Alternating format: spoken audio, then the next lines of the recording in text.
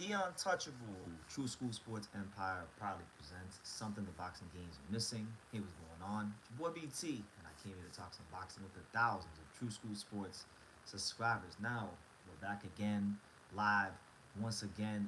I'm happy to be back. I'm happy to be live. I'm happy to be talking to you guys. You guys know right now I'm in Japan again, part of Team Leo, doing whatever I can to, make Angelo and his dad's life easier here in Japan. So that's been my focus, but I have been keeping up with boxing. I did see in the UK, Dave Allen got a big knockout today, and it was a pretty damn devastating knockout. But listen, right now I got some downtime. Right now, cause like it's such a busy time. Everybody keeps asking me, BT, what are you doing? What are you doing on this day? They keep asking me about stuff past May 24th, and I can't think about past May 24th. I can't think about past any of that. Um, so when I get this downtime to talk to you guys, I really enjoy it because it has been a very very busy, very very hectic time, and tomorrow's Monday, so tomorrow I believe is the beginning of fight week, and Angelo's still got to taper down and make weight. So it's a very very stressful time. I've been around fighters when they make weight cuts. I've been around fighters for some big fights when they make weight cuts, and I know just how dramatic it can get. So yeah, well, I'm really I can't emphasize enough during this live. Um, I can't emphasize enough that I'm really gonna enjoy uh, this downtime talking to you guys. So that being said, listen, y'all ask me whatever questions you want. You guys know I'll talk about whatever.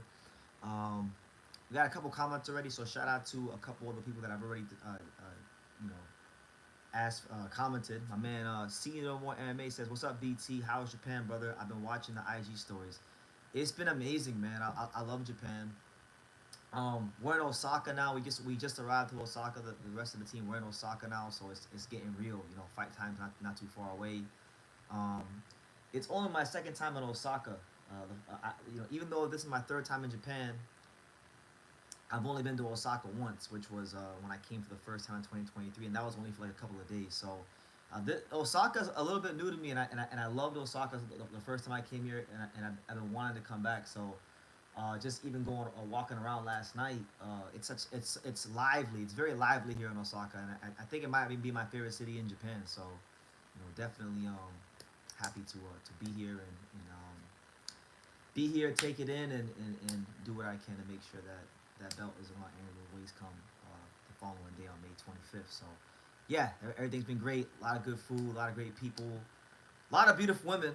You asked me, you said, did I see the French Japanese girl again? I haven't seen the French Japanese girl.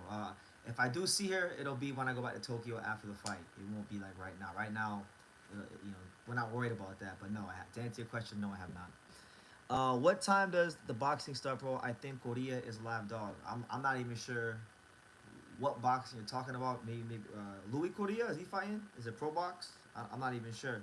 Um, I'm telling you guys, if there's any boxing between now and the 24th, I'm not even paying attention to it because I'm really just concerned with May 24th on Pro Box TV. Angelo Leo and Kameda. Tomoki Kameda versus Naoya Inoue. That's I mean that fight can happen after Angelo beats both of them, or but it ain't gonna happen anytime soon. So we're not gonna get it. So it's not even worth talking about. UFC Fight Pass. Oh, that's right. That's right. So Korea is on the UFC Fight Pass card out there in LA. I know Omar Trinidad's fight on that card. Mizuki Hiruta's fighting on that card. I might check that out. Is that what is that fight card on now or is it tomorrow? Someone let me know because if I got some time, I might check it out. Today is gonna be probably the least stressful day of the week, so I might as well just I might as well enjoy it. Um, what do I think about the recent Teofimo Lopez versus Jerron Ennis news? What news? Are they fighting?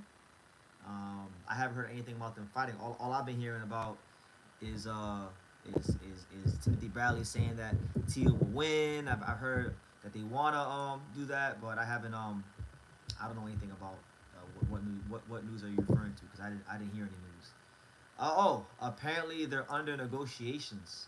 So okay, they're under negotiations. I mean, that doesn't mean anything because they were under negotiations the first time and then Boots told Eddie Hearn to not be in negotiations because they wanted to fight Stanley Honest for unification fight. So I don't really make much of that news. Truth be told, I don't make much of it because it's all about the fight happening, and I think it's a fight that has to happen for the sake of Teofimo Lopez and his commercial value in the sport. So yes, sir. Um, I need updates on the Boachuk fight. He said you got to get a subscription though. I have a friend who has UFC Fight Pass, so I use it whenever I want to watch fights. I can access UFC Fight Pass. They said you guys want me to watch the card. Is it on right now? I mean, I might check it out, but I mean I don't know, man. I don't know if I want to watch Omar Trinidad. Omar Trinidad is a good guy. I like him. He's a good dude. But man, Omar Trinidad need to step it up. Like, I don't know how the hell he's getting such a high ranking with the IBF, and he's not fighting nobody. Let me see if I can pull up some UFC Fight Pass, and I'll go ahead and I'll try to keep it in the background while I'm talking to you guys. But listen, there's 11 of you guys here. Don't be stingy, man. Smash that like button. I'm here. I'm in Japan. I'm giving you guys some world class content. If you've been watching my YouTube shorts or my Instagram stories, you've been seeing some of the things we've been doing, and there's more on the way. I haven't even really dropped the good stuff on the channel yet because there's a lot of stuff I gotta post. But UFC Fight Pass. Let me see UFC Fight Pass. Let's see if we can get it going. And shit, we'll watch some boxing while I'm talking to you guys. They said that's a nice shirt. Yeah, it's a Angel. It's from the last. It's from the. I got this during the Minato fight. They gave it to me, so I rock it every now and then here in Japan.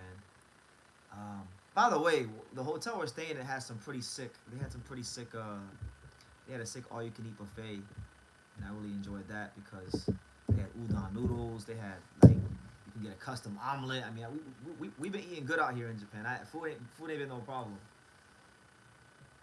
Let me see, man. I don't have my UFC Fight Pass login. My friend has it, so I'm gonna pass. I'm gonna pass then. I'm gonna go ahead and pass on the UFC Fight Pass. I'll check it out when I get time, like because I don't feel like they got it on Vipro. Let me see. They got it on Vipro. Let me see. Because I can't find my UFC login, and I don't feel like hitting my friend up for it right now. It's not that kind of fight that I want to stress myself out over. Is it? It's not Marv Nation, is it? Cause on Vipro they got Fernando Vargas versus Gonzalo Correa, and that's Marv Nation. So I mean, it is what it is. I'm not really too stressed about it. I'll smash the like button if you give us a live stream at the cafe with the Japanese French girl. Shit, I might need to do that. I might gotta do that. Um, she was nice. She was nice. But I'm not worried about that. I'm not worried about that. That'll be there. What is the easiest way for an American to buy a Naoya Inoue shirt? The easiest way for an American to buy, I would probably say if you go on maybe like I think he has a website or Top Rank might have some on their shop, or if you go to Ohashi Boxing, give us a peek of her. No, absolutely not. Maybe down the maybe down the line if it really becomes anything, I'll give you all a peek, but no peek until probably down the line, if that, and maybe even then you might not get a peek. Um, how old am I? 30. I just turned 30 years young in February, so I'm still pretty young. Nobody thinks I'm 30 though. No one thinks I'm like 24. Fox and Boachuk ain't a good fight anyway. It just makes me nervous though because Fox is tall and I need Boachuk to stop him. You bet on Boachuk? Well, that's good. I mean, it's good to see Boachuk still getting active. It's good to see him doing his thing and staying active. I like Boachuk. Boachuk's a personal favorite here on True School Sports.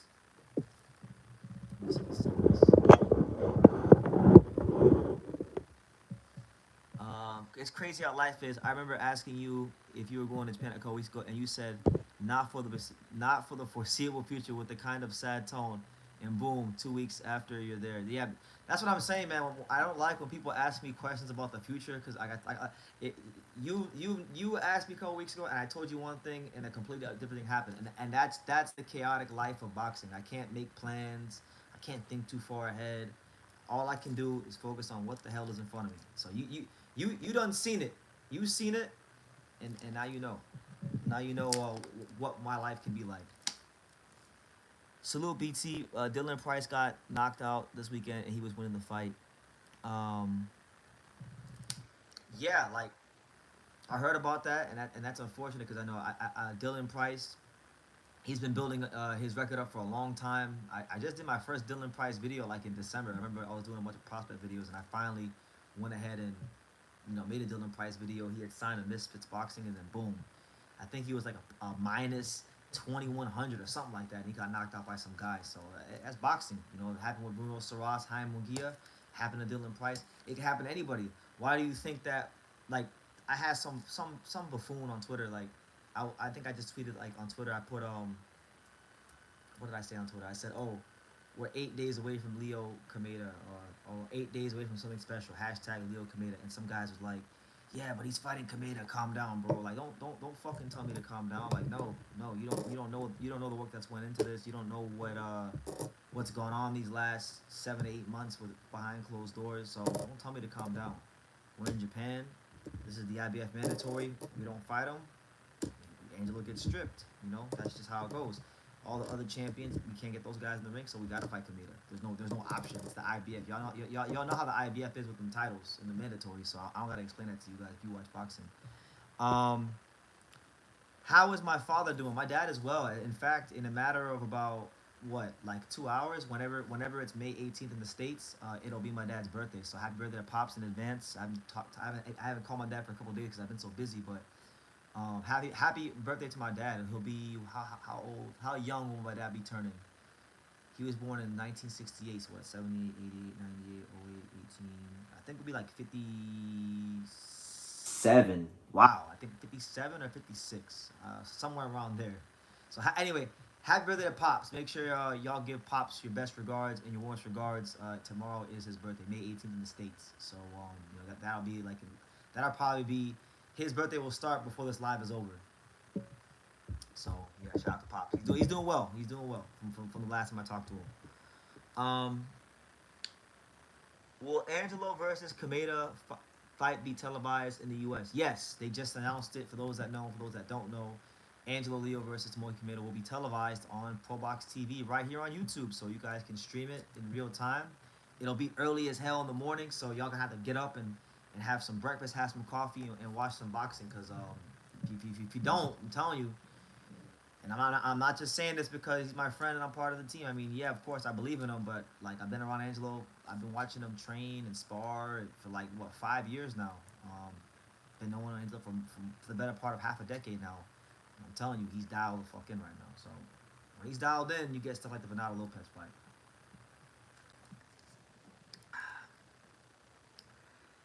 Do you think Turkey is going to make sure Shakur gets off his bike the next fight? Hopefully his fights are good for this fight. I heard he got some new treatment. I mean, I think, and I'm going to be optimistic here, I personally think that Shakur Stevenson is going to have to he's going to have to fight in a manner, he's going to be inspired to fight a more aggressive fight because of the fact that, he wants to prove a point in this fight. Williams Pitta is regarded to be a high-level, dangerous fighter for Shakur, so I think Shakur Stevenson is going to be the best he can be in this fight.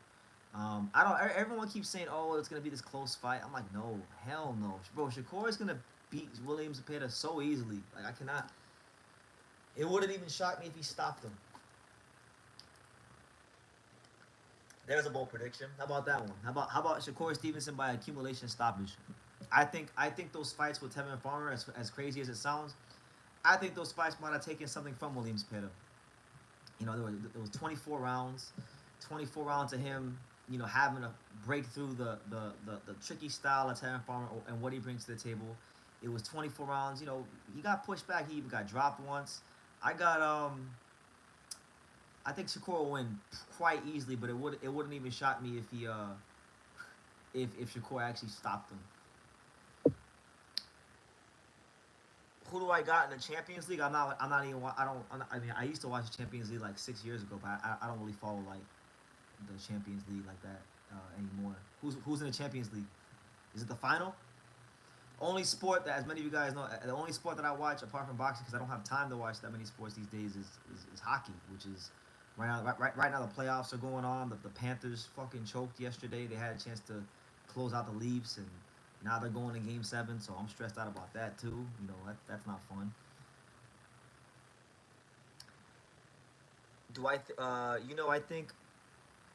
I think of this fight is if this fight is competitive with Shakur, he's gonna get robbed. It's possible. It's very possible Shakur goes in there and gets robbed badly against Williams Peda. You know, it's part and parcel of the game. Like he's a good fighter. He's a fantastic fighter, but Shakur Stevenson is not necessarily a fan friendly fighter. So you know he's always one of those guys that's liable to get robbed just because his style is not fan friendly, and that's just the truth. So we'll see how it goes. But make sure y'all smash that like button, run it up. You know, it's your boy BT, Brendan Taylor. We're here live in the beautiful city, the lively city, the exciting city of Osaka, Japan. You know, it's great to be here, and I'm glad to be here with you guys. And hopefully, you guys have been enjoying the content and enjoying everything that I've been working very hard to produce for you guys. And yeah, you see, make sure I go here. So I want to have a chat on my computer while I'm talking to you guys. But we got See No More MMA says I gotta take the Leafs to 7. Those guys got so much pressure on them now. The fan base ever choking. Oh no, I'm not mad. Honestly, like look, I as a Panthers fan, I'm scared shitless that we're gonna lose Game 7. And I gotta be honest with you, like if we, I know we just won the Stanley Cup, but I don't feel like we really got the credit we deserve from the mainstream media for winning the Stanley Cup because they were dick riding Connor McDavid for almost winning the Stanley Cup, for almost coming back. But he's a loser. He's a fraudulent, overrated loser, and he lost the Stanley Cup. So there's no such thing as you almost won. You fucking lost. So I wanted to win it again because I feel like we didn't get our just due, and to lose to the Maple Leafs, who I respect to them. They're better than I thought they were. But if we lose to the Maple Leafs this year with the team we have that's deeper on paper, after winning the cup, like I would consider this more disappointing than losing the 2023 Stanley Cup final because this team should win the final. This team should win back to back. The four, we have more depth at the forward position. We have more depth. Well, not more. We have slightly less than we had last year defensively, but we're a better team all on the board on paper, and we're not quite playing up to it. It's been a really annoying year. But anyway, with DSG, Porter, Thurman, Bradley, Broner era ending, is boxing entering a dead period? No, boxing, in my mind, boxing is never in a dead period. Boxing's only in a dead period if you only follow two weight classes, and I don't. I follow everything from minimum weight to heavyweight. So there's always great fights. There's always going to be interesting fighters. I don't. I don't think boxing's in a dead period. How could boxing be in a dead period? Look at what we have going on with Naoya Inoue. Look at like the featherweight division. All the great fighters there. Look at um, just there's plenty of fantastic fighters in boxing. You just gotta follow boxing. And a lot of people, they just follow the big fights, and it is what it is. I think Pro Box TV is doing a great job making really competitive 50-50 fights happen. You got Jin Sasaki, Brian Noman coming up, which is going to be a great fight. So is boxing entering a dead period? No, I don't think so. But that's just me. I'm a boxing degenerate. I love all kinds of boxing. I don't know, bro. I gotta give McDavid his respect. I'm a Vancouver fan. Him and Drysdale have been giving teams fits in the West for years. I only cheer for him when he plays for Team Canada. I I'm only saying that about McDavid tongue in cheek. I have a special disdain for the Oilers and McDavid because I feel like the media was dick riding them too much when we beat them. Um, McDavid shouldn't have won the Conn Smythe.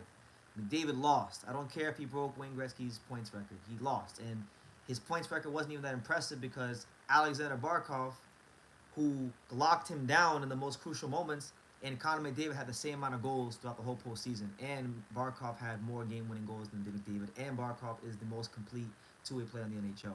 He should have won the Conn Smythe, and they screwed him. It's because McDavid's like the Canelo or like the golden boy of hockey. They try to make him the big thing, but he ain't won the big one. So until he wins the big one, to me he's a great player, but he's overrated. Um, BT, have you talked about Fisher versus Allen? I didn't watch him. I didn't watch the fight, but it's all over Twitter. I've seen the knockout. Allen. I think he hit him with the left hook, and uh, the Romford Bull falls face first. So it just is what it is. Like Dave Allen loses to a lot of world level guys, but Johnny the Romford Bull, if you've watched the Romford Bull's career, he's not a world level fighter, and it was severely exposed when he fought him.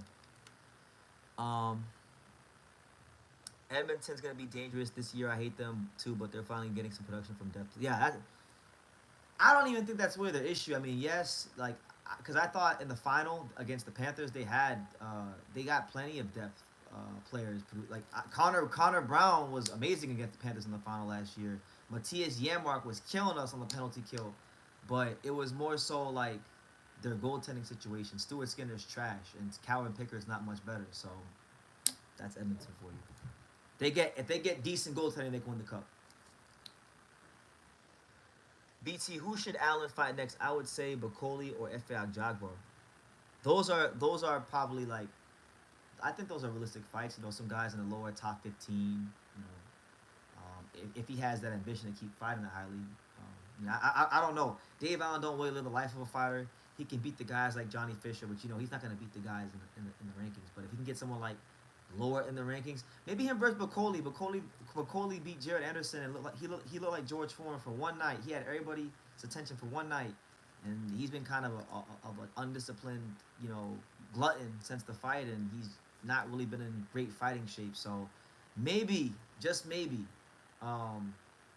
possibly Dave Allen versus Bacoli turns into a great fight.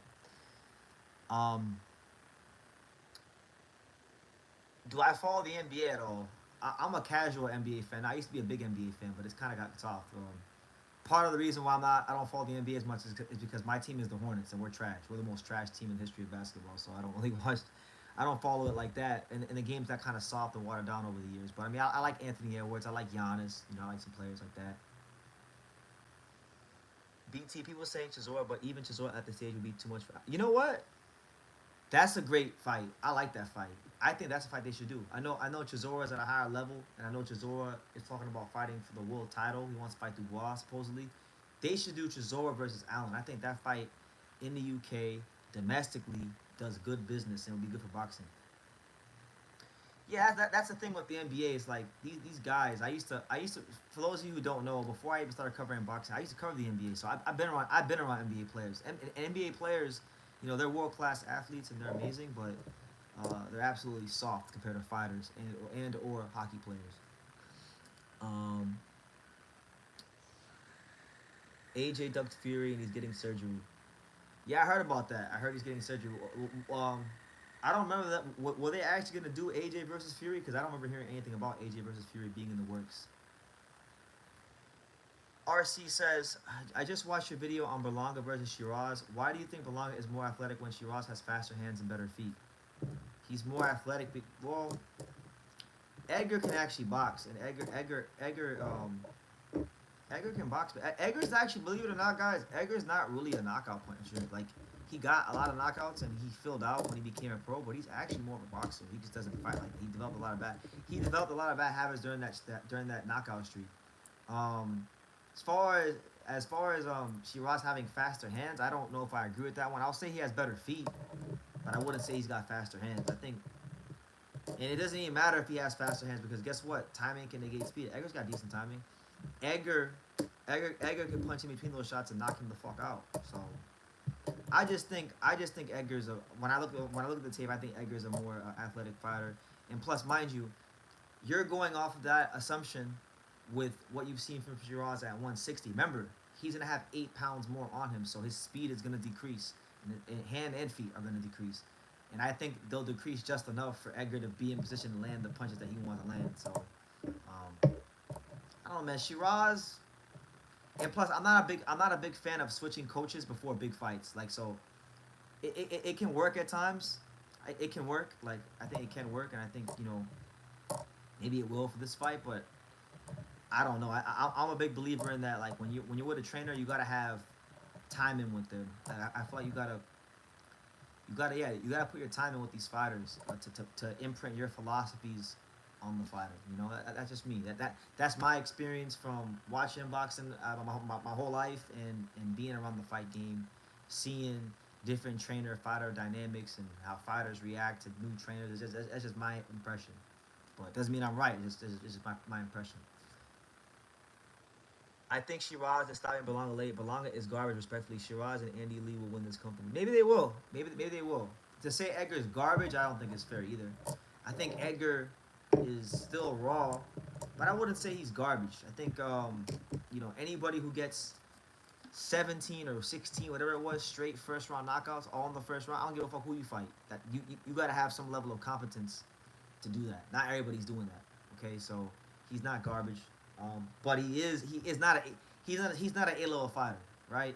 But luckily for him, neither is Hamza Shiraz. So it's a to me, I look at it as an even fight, and it's really just about the fight. The fight within the fight to me is, will Shiraz exploit being the having quote unquote the faster feet enough so that Edgar Berlanga is not in a power punching position to knock him the fuck out. That's really the fight within the fight.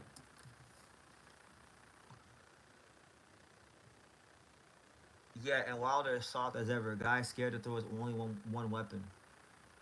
I mean, it happens. A lot of fighters when they get knocked out a couple times or one time the wrong way, these guys get PTSD from getting knocked out, and it's especially true for punchers. Guys that are punchers, look at Sergey Kovalev, right? I was a big Kovalev fan. Sergey Kovalev was knocking everybody out. He fought Andre Ward, right? Got robbed in the first fight, right? Then rematch, very questionable stoppage, but a stoppage nonetheless. And he was never quite the same after that. Never was able to get back to that level of being the crusher. Um, Even got stopped by Eliezer Alvarez when they fought the first time, so had to rematch him and avenge the loss. But even when he avenged the loss, if you watch that fight, when he avenged the loss, he didn't avenge the loss by knocking him out. No, he avenged the loss with Eliezer Alvarez, by outboxing him, staying long, staying consistent behind that jab, and running him into the right hand whenever he would overcommit. Buddy McGirt had him fight a very simple, to the point game plan, and so he had PTSD even after a knockout loss. So that's why Wilder is how he is. Shout out to everybody here at your boy BT. Make sure you smash the like button. We're here in Osaka, on the quietest day, the most calm day I'm gonna have for the whole week. Because starting probably tomorrow, tomorrow we're gonna taper down. All the hard work is done. Like sparring is done, conditioning's been done. Now it's the part where you gotta taper down. This is actually for fighters. I think like when fighters are going into these big fights, I think the last week is actually the hardest because when the sparring is done, the hardest thing for fighters is to not try and go the extra mile during camp. So this is where you have to have a good team around the fighter to protect them from themselves, because a guy like Angelo, and I would assume even a guy like Inoue, these kind of guys, if you tell them, if you leave them to their own vices, these guys will lock themselves in the gym and train till they can't stand up straight. I mean, that's the kind of fighter Angelo is. That's the kind of fighter I'm sure Inoue is. That's the kind of fighter I'm sure Terrence Crawford is. Those kind of guys, you have to literally tell them, yo, you've done what you needed to do. Calm the fuck down. So, yeah, that's the part of the week we're in right now. What are your thoughts on Tim Bradley saying he's picking Teofimo Lopez to beat Boots? I don't think it's crazy. Honestly, I don't think it's crazy. Um, I haven't listened to like the breakdown, so I'd have to see why he said what he said, because I don't know why he's picking Teofimo. But my impression is that it wouldn't be a crazy fight, because you got to think about it, right? Jaron Ennis, Jaron Ennis, the main advantage he has over everybody he fights is what? Athleticism, right? His athletic ability, the quick twitch muscles, the ability to switch hit. That throws a lot of people off. A lot of people can't deal with the level of athleticism Jaron has in the ring. But what happens when Jaron Ennis fights someone who can offset some of his athletic ability? Can Jaron Ennis, okay, if you start shifting and you start switch hitting and all these things, and you get a guy who can see how fast you are and he can handle your speed early in a fight, what kind of adjustments can you make? You know, that's where that fight is very intriguing to me. Because I think Teofimo Lopez has enough athleticism to offset some of what Jerron does athletically, and then it becomes about the boxing skills and who wins the battle positioning and those kind of things. Um, and Boots is bigger than Tio, so maybe Boots can bully him and comes forward, but I don't think it's crazy because of the fact that I've seen Jerron Ennis in one fight so far in his entire career where he had to make an adjustment. And when he had to make that adjustment, he couldn't make it. He won the fight, but he couldn't make the adjustment to be sensational. That was the Karen fight. So I would love to see the Tio fight. My man Fee says El Chinito Leo versus El Mexicanito Kameda. The nicknames and them two fighting each other makes it fun. Yeah, that's true. Because in all reality, Kameda is the Chinito, right? and and Angelo is supposed to be El Mexicanito. So it's funny how that works. Boxing has a sense of humor. Hey BT, who would you like to see Kusuma Akitsugi fight next? That's a great that's a great that's a great question. Let's see, 118. Let me go to the rankings, man. I definitely want to see him get somebody in the top 15. I think a fight like maybe Katsuma Akitsugi versus Saul Sanchez would be great. That'd be a great fight.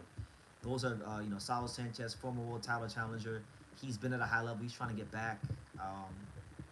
I would like that fight. Probably like Katsuma versus Saul Sanchez, or maybe Katsuma versus Takuma Inoue, or Katsuma versus, I don't know, maybe Vincent Astrolabio, Katsuma Akitsugi versus Raymar Caballo, Katsuma Akitsugi versus Gary Antonio Russell. Like, those are the kind of fights I want to see him in. Katsuma Akitsugi versus Lawrence BT Newman from South Florida. Come on, man, Lawrence Newman, where you at, man? Get active. Like, I've been yelling at Lawrence Newman like multiple times on Instagram. Like, yo, I don't know what's going on with his career, but that dude, like, I know you guys don't know who the fuck I'm talking about, but that's someone that should already be a bantamweight champion right now. And I don't know who's handling his career, but that's like the best. Like, forget Teofimo Lopez, forget Xander Zayas, forget anybody else in South Florida. That's the best fighter from South Florida, and whoever's running his career is just they're dropping the ball, because he's number 10 in the WBA rankings. He was like number as high as number 4 or 5. He hasn't been fighting, so his ranking is dropping, and soon he's gonna find himself out of the rankings. So I hate to see that, because that's actually my favorite bantamweight, but he's not fighting. So um, BT, out of all their current fights this week, no one is talking about Subaru Mara versus Yukinori Ogini. Give us your thoughts. I don't have any thoughts. I'll be honest with you. I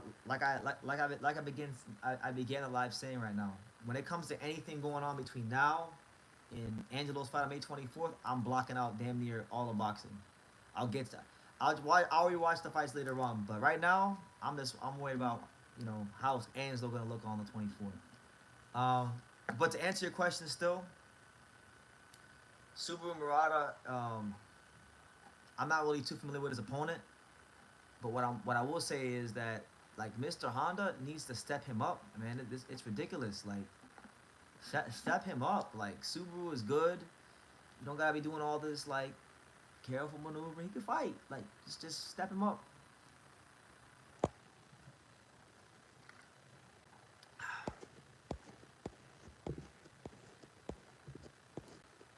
Let me see. What are my thoughts on Alan Garcia's fights? I think it's evident he has a neurological sensitivity in his left hand side of his face where the KO happened last year. I think he should reconsider boxing. I didn't get a chance to watch it, but Alan Garcia, it's funny. Good. First of all, I know him. I know him. I know him on a professional sense. Like, I just know him through seeing him around. Like, good guy, man.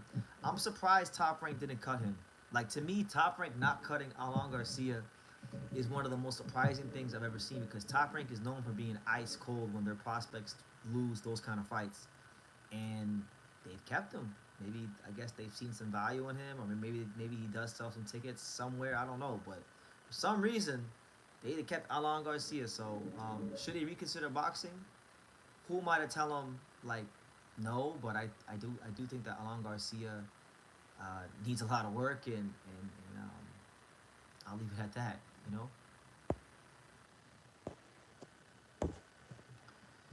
Does Andy Hiroka want to fight on a PBC card? Because I heard Ohashi Promotions want him to fight under Inoue's.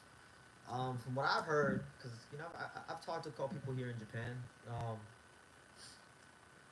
I've heard nothing's official, so I don't know who wants what or how they want to do those things, but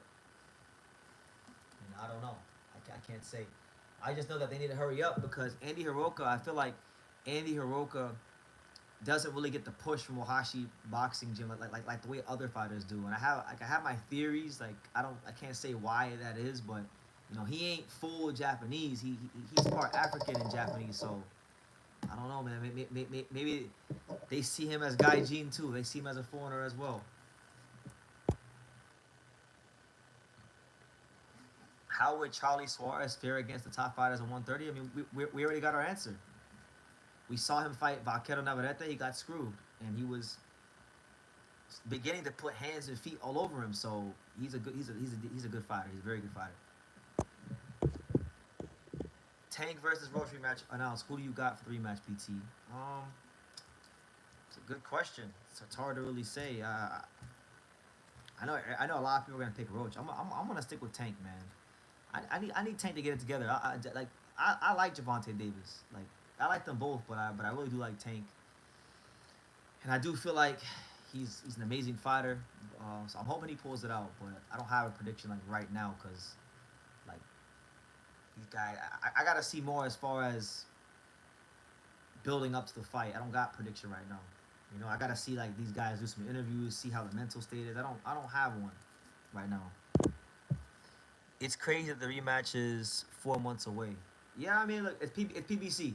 It's what PBC does. PBC likes to go ahead and they like to make these get these guys all this time off, and then when these guys get into a big fight and they get their ass whooped by another promoter's fighter, they say, "Oh well, he lost because of a layoff." Well, stop giving them fucking layoffs. Like box them. Like actually put them on a somewhat consistent schedule.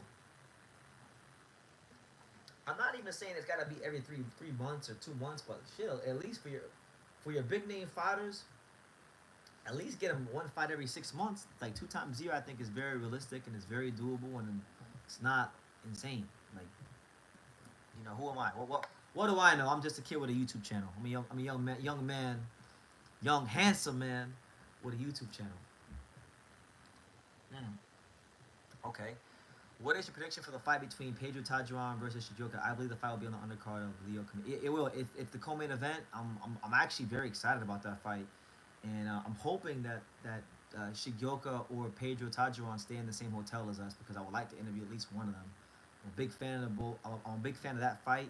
The first fight was really good. Um, it just depends, man. It depends. Shigeoka, he's real short. He's short, man. Yeah, he's stocky, but he's short. He's pushing 5 feet flat.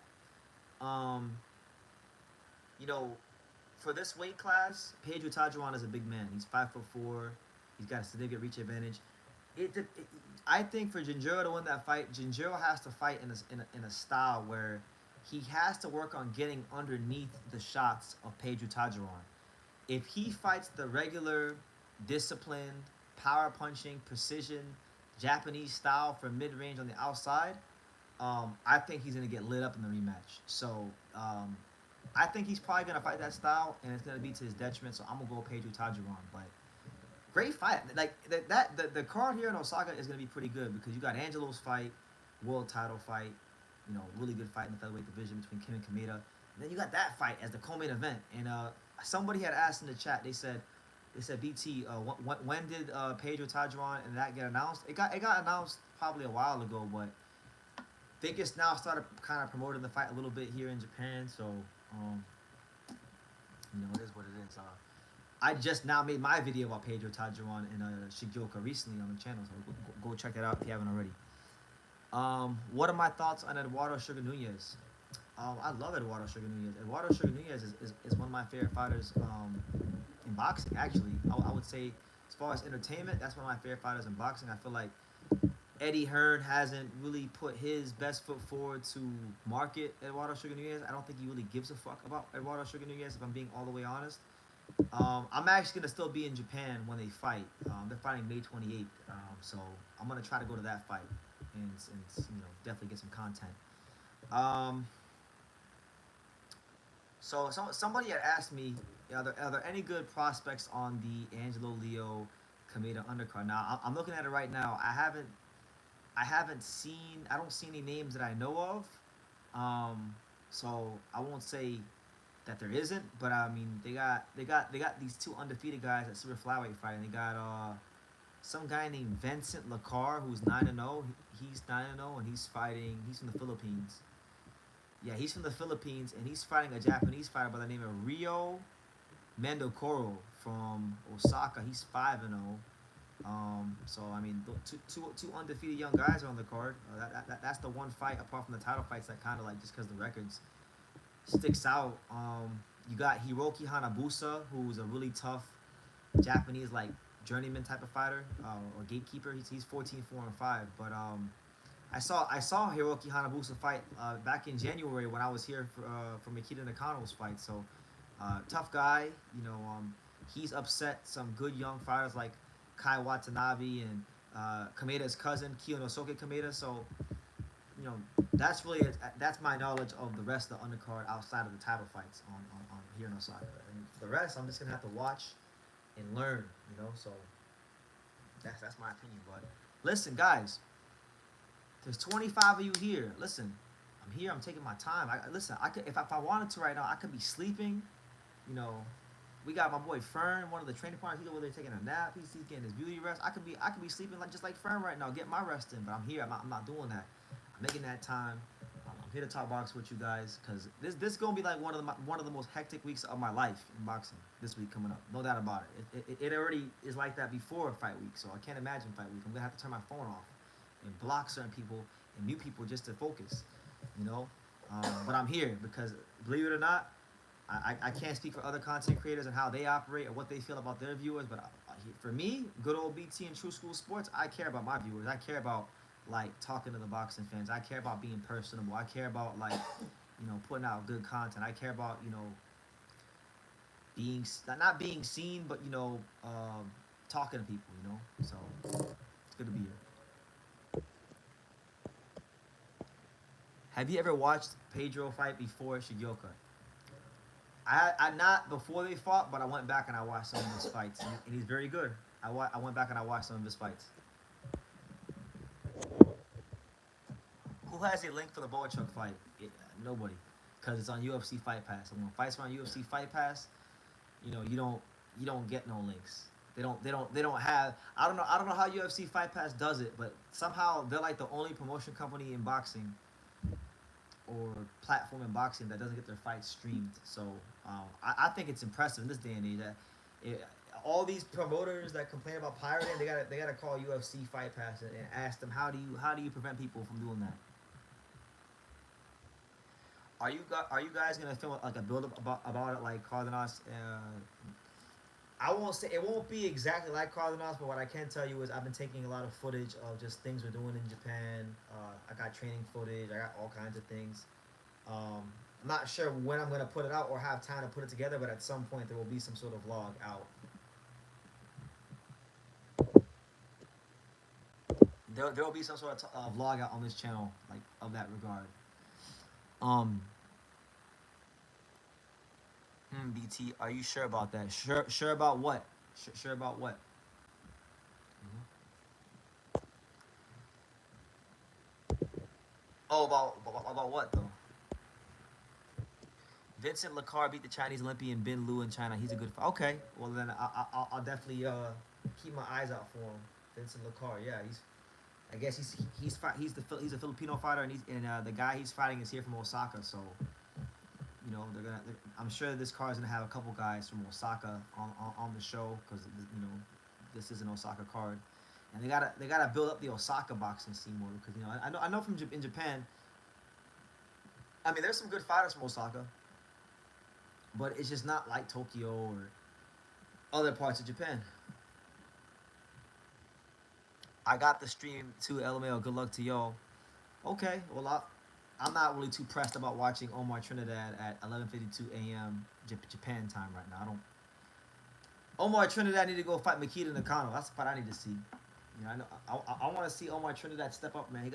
I think at some point Tom Blofeld like they're good at what they do, so they're gonna build them up like they gotta see, like they want to. But at some point Omar Trinidad gotta be in a top fight.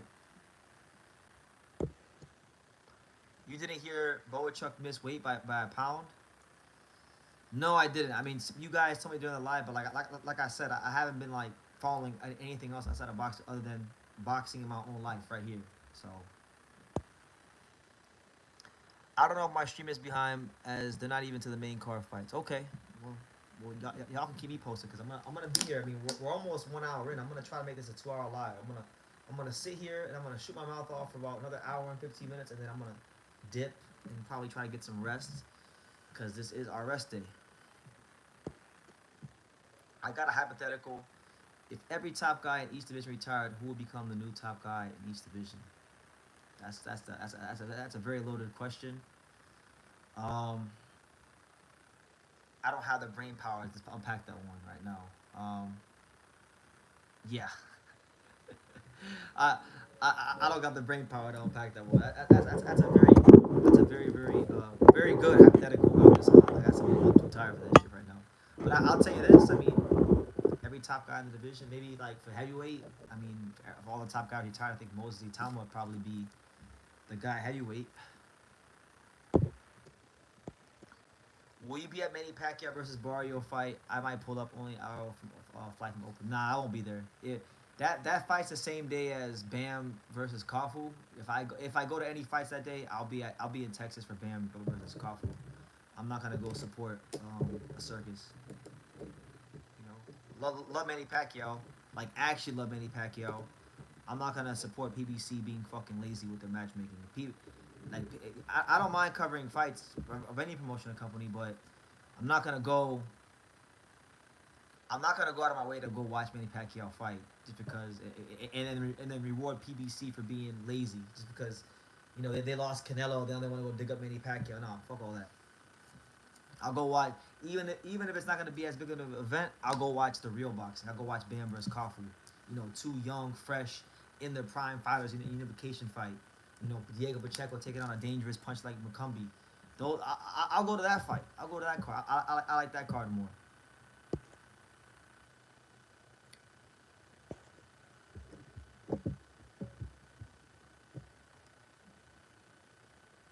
Do I know anyone that actually cares about Manny Pacquiao coming back?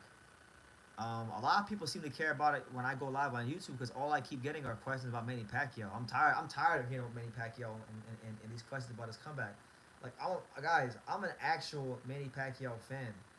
Like, I don't want to see him back because it's just not good. Like, and the crazy thing is, everyone's like, "Oh, well, BT. Well, what if? Are you underestimating him? Like, do you think Manny Pacquiao can't beat Barrios? No.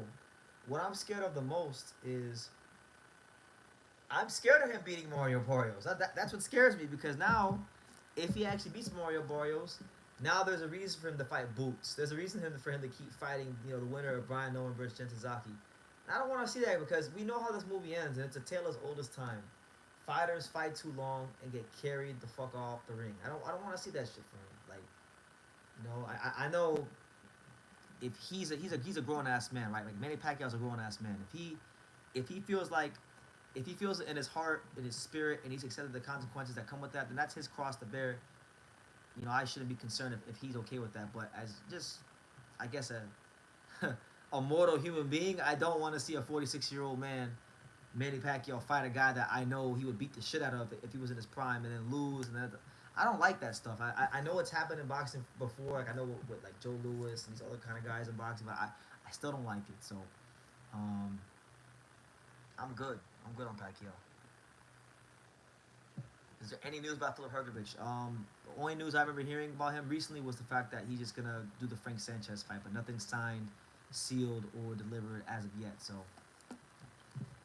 that's where we're at with him.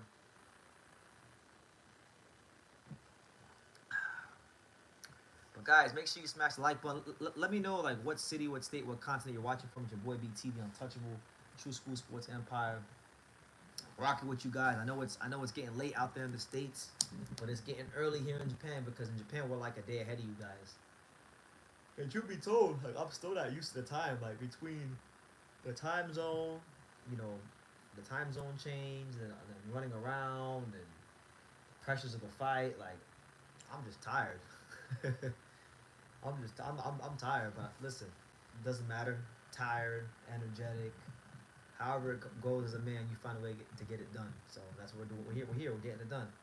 Um, I remember when I went live for 90 days in a row.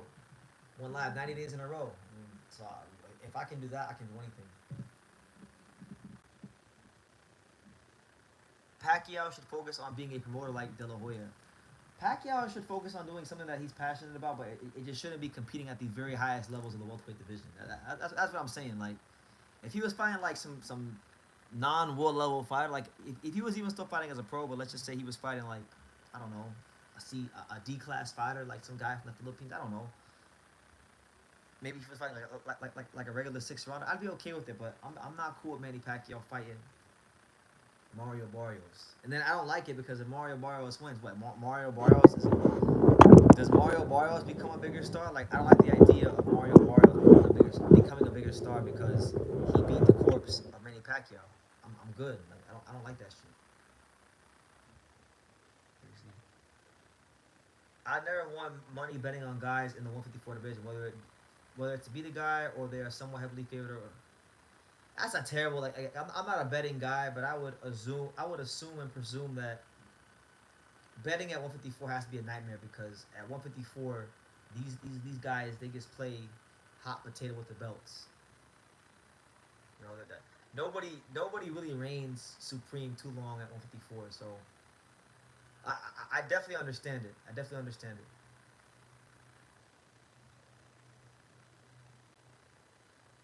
it. Where, where is everybody watching from tonight? What city, what state, what continent you guys watching from? Let me know in the chat. I want to see how international we are on this broadcast. But look, I want to show you guys my view because I want to stand up for a second. I want to show you guys my view. Look, show you guys my view. Give you all a not a tour because my one of the sparring partners for Angelo, my boy Fern, he's asleep right now. But look, I'm gonna show you guys. Look, here's a nice view of Osaka. Look, so look. Can y'all see? We're way up here. We're way up here. What's that song by Fat Joe in Montana? I'm all the way up. Nothing can stop me. I'm all the way up. Yeah, we're like way up here. We're like, it's a nice hotel we're staying in. You know? So Osaka's cool. So my man, Estrada versus Nazukawa are 1 and 2 of the WBC. Who would win? Gaio Estrada? Oh lord. Conventional wisdom would say Tension because Tension's younger. I mean, Guile, if you watch his last fight against Bam, Guile, he couldn't even, his legs weren't even under him. Like, Guile's legs weren't under him. Guile had no legs to speak of against Bam, so I mean, he's the corpse of Guile. He's not the Guile that was beating Chocolatito and Brian Valoria and that guy. Nah, man. We got Woolong, Australia in the building. Okay. Slinky Brown from the crib, yes, from South Florida. South Florida stand up. Hollandale Beach, yes. Shout out to Hollandale Beach. Shout out to Dania Beach, my hometown. Shout out to Hollywood, Homestead, Miami, Weston, Pembroke Pines, the whole Broward County, the whole South Florida, Homestead. I said Homestead already.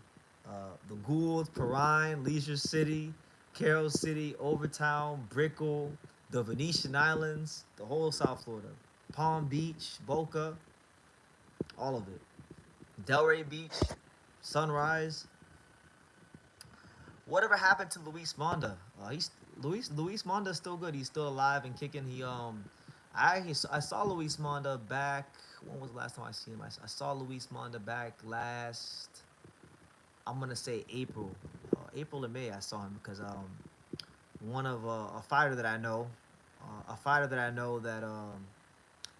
that I like advised had to go sparring, and I took him to a gym in Vegas and Luis trained some fighters there. And, I saw him. He's still good. He's still working hard, training fighters. Still a great guy. Still love Luis. Luis Monda, definitely good guy. Fox has never been stopped, but he was knocked down and hurt by Kyle Blues, who has no late fight stamina. So I see no reason why Boachuk does not stop him. we'll see how it goes, man.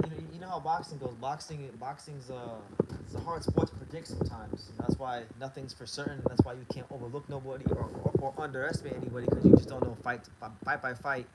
Um, you don't know fight by fight how a fighter changes mentally, physically, emotionally.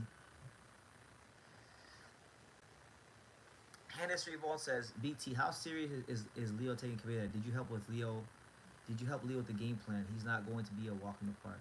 All right. So to answer the first question, how seriously is Angelo taking Tomoki Kameda? Well, let's start there. He's taking Tomoki Kameda very seriously, probably more serious than Venado Lopez, because we're obviously in his hometown.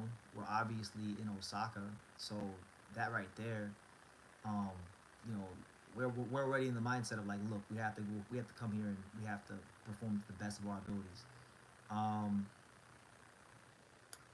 as far as how serious he's taking him very serious, man. Look, like if he wins this fight in sensational fashion, he will become a bigger star here in Japan. It'll open up a lot of the doors for him.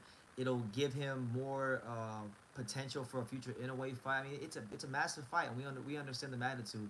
Um, I was with him for the entire Venado Lopez camp from beginning to end. He was extremely dialed in for that fight. I wasn't with him for the first half of this camp. The New Mexico portion of camp, the Vegas portion of camp. I was not with Angelo for the training camp, but I've been with him since he got to Japan, and I was with him before he left Vegas for Japan. And I can tell you, as great as the Venado Lopez camp was, and it was great. And I'm not trying to sound like all these fighters do, but it's a level higher. So he's a more self assured fighter than he's ever been, and I really would hate for any of you guys out there to admit. I know it's gonna be early in the morning at the ass crack of dawn in the states, but like, make your coffee, drink your tea, do whatever you gotta do to get your ass awake. Do not miss the main event. That's all I'll say.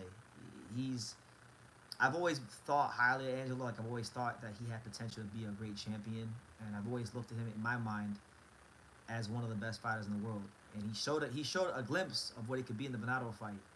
And I think there's another level he can get to because we didn't even use everything that we game planned for and trained with to beat Venado. Angelo probably only used about 70% of what was taught to him for the Venado fight, and it was enough.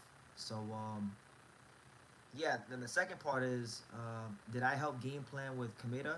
Of course. I mean, I think the greater value I'm serving for this particular fight is that nobody in our on our team except for me has been to Japan before now. So like, getting around Japan, telling them like what gyms to not go to, setting up appointments to train at gyms around Japan. That's been like where I've been invaluable. But of course, you know, Miguel Leo or Luis Chavez ask me what I think about Kameda, I give my inputs, and if I see anything that I think is a flaw from Kameda, I point it out to Angelo, and we implement things in the gym to counter some of those mistakes we see, and we're not really worried about Kameda. Like he's a great fighter, but we don't really worry about anybody. They got to worry about us. And not in a cocky sense, like not in a cocky sense of like, oh, like we're better, like not in a cocky sense, but like we just know the caliber of fighter Angelo is, and we know that there's a lot of tools in that toolbox, and depending on which Kameda decides to come show up on fight night, we'll see what tools come out, and I'm hoping Kameda fights how I think he's gonna fight, because if he do, you guys are gonna be in for a treat. Um. Did Leo and Jin get some work in? No, they did not. But I won't speak on. I won't speak on like. I won't speak on nothing. We were there. We were there on one particular day, and that was it. Shout out to Jin Sasaki. Shout out to Nakaya Boxing Gym. They were very gracious to us. Yeah, they were very gracious to us as far as like letting us train them. So it's great. And that's all I'll say on that. But Jin, I got to see Jin hit the bag a little bit. He's dialed in too. That's not gonna be a walk in the park for Brian Norman Jr. Dude, one thing I absolutely couldn't believe was Joanna Sleeps was going 12 rounds with J Rock, who was chinny as fuck, and he hadn't fought in over a year. Yeah, but J Rock's veteran. He's got a lot of know how, a lot of experience, a lot of veteran savvy. Like um, I'm not knocking you for being for like criticizing it, but you know J Rock's been around the block. Um, does Angelo do the strict 10 pound rehydration? I mean, he has to. It's not even like a it's not up for debate. He has to. He has an IBF title, so yes. Um, are we getting another KO of the year candidate? I mean, look. However it comes, it comes. You know. It all depends. It all depends. I don't want to sit here and disrespect Tomoki Kameda. Like he's a former world champion. He's gonna give everything he's got. You know, we expect the greatest Tomoki Kameda there's ever been because of the fact that you know this could be his last hurrah to become a world champion again, and he knows what he's up against, and we know what we're up against, and we're taking him very serious. So, if you're asking me, do I think he's gonna get? Do I think Angelo will stop Kameda? 1,000% I do. 100% I do. But if it doesn't happen, it's okay because we have other ways to win the fight. So we're not worried either way. We got the better fighter. Is Eddie Hearn falling off in the UK? He's putting a main event on with below domestic level boxing fighters. I mean, to be fair, I mean this current British boxing market is not what it was like 10 years ago. 10 years ago, Eddie Hearn had that shit in a Cobra Clutch. 2016, 2017. Basically, up until Anthony Joshua lost to Andy Ruiz, Eddie Hearn had British boxing in the palm of his hand in the freaking Cobra Clutch, like Sergeant Slaughter. Word to Sergeant Slaughter. Like, now it's different. Frank Warren has gotten more top fighters. Boxer or Ben Shalom enter the market, so it's not like that anymore. So yes, he's fallen off a little bit. It's the cycle of life. It's the cycle of boxing. You have your peaks and your valleys. He's in a bit of a valley right now. So yeah, there's that. BT, I get what you're saying about belts changing hand, but that was kind of amongst the established guys. These younger dudes have been a big disappointment. Yeah, yeah, I hear you. I hear you. I think Talise, like I'm not really a big Talise guy. You guys know how I feel about Madrimov. I'm not big on him. 54, 54. Yeah, it's cool. Jin and Andy are doing a fans meetup at events yesterday. They became best friends in just a year. Yeah, they're very cool from what I hear. So that's cool. Maybe one day they can fight in the future. Kyoto wants to know, is Jin looking good? You gotta tune in June 19th. And you gotta see, man. Listen. Um, Jin is Jin. Like there's things that when I watch him train and I watch him fight, I'm like, yo, why are you doing that? You know, why? I even ask guys in the gym like, why does Jin do this? Why does Jin do that? But it's just every fighter has their style. What works for Jin sure as hell won't work for like 99% of other fighters. So he's got to find a way to fight his fight and impose his will on Brian Norman Jr. Now listen, I'm gonna stay in Japan. I'm gonna do my best to stay in Japan for that fight. I gotta find a way.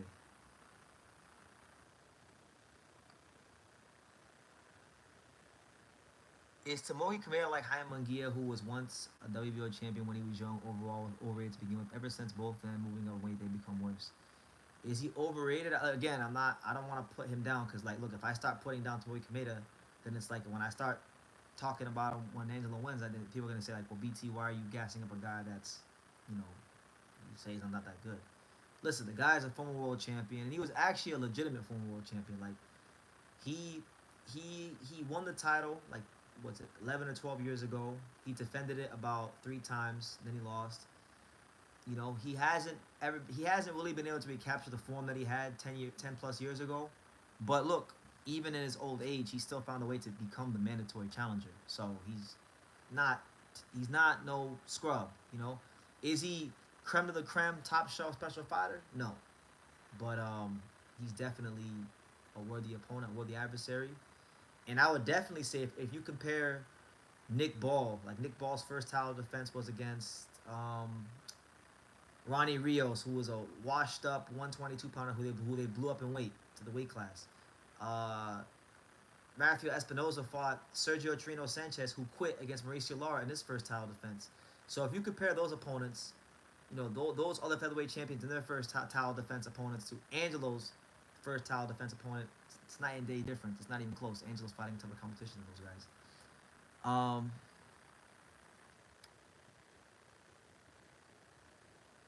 is Olas Kuaga versus El Indio confirmed? I don't know anything about Anthony Olas Kuaga in his next fight. I haven't heard anything about that.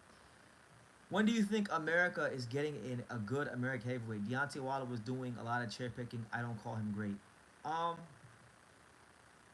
he did do some cherry picking, but I think Deontay Wilder, like it took Jared Anderson for me to really appreciate Deontay Wilder. It took Jared Anderson and the fact like that, look, there were some decent, like Wilder knocked out some good guys, man, and he did defend that. He did defend that title like 9 times, eight, 9 times. Listen, this boxing game is fucking stressful, guys. At this level, it is stressful. Y'all don't even know the half of it.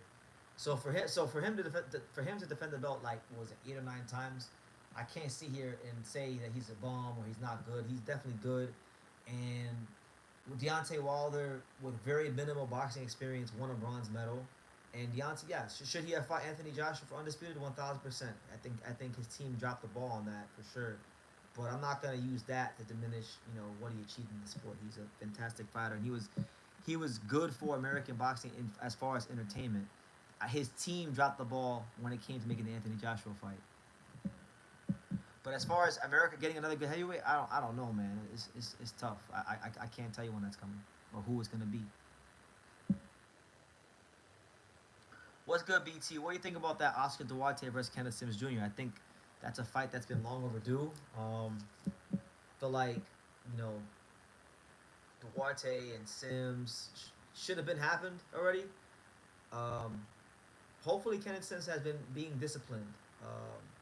I hope he's been being a disciplined fighter. I hope Oscar Duarte has been being a disciplined fighter because these fighters sometimes when they don't fight for a while they go ahead and they start going out, they blow up in weight. So I just hope both guys are in shape and we get a great fight. But I think if they both fight to the best of their abilities, Kenneth Sims Jr. should beat Duarte.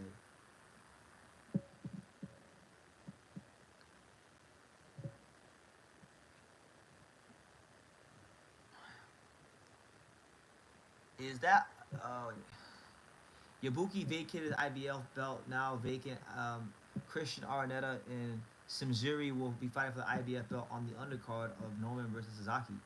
Okay, yeah, good to know. I'm hoping I want to be there, guys. I think I'm gonna be there. I don't want to say well for sure, but I just think I can feel it in the air. I'm gonna wind up being at Jin Sasaki versus Brian Norman Jr. I've been in enough of these situations to know like if I'll be at a fight or not, and it just feels like I'm gonna be at this fight. Let's just hope that Jim doesn't get Venadoed. Listen, in a fight like that, it's not out the realm of possibility that Brian Norman Jr. gets Venadoed. They both can get Venadoed, you know. And that's why I'm so excited about that fight because both guys can get Venadoed. Oh, is that now going to be a new term, or are we going to start saying an emphatic knockout?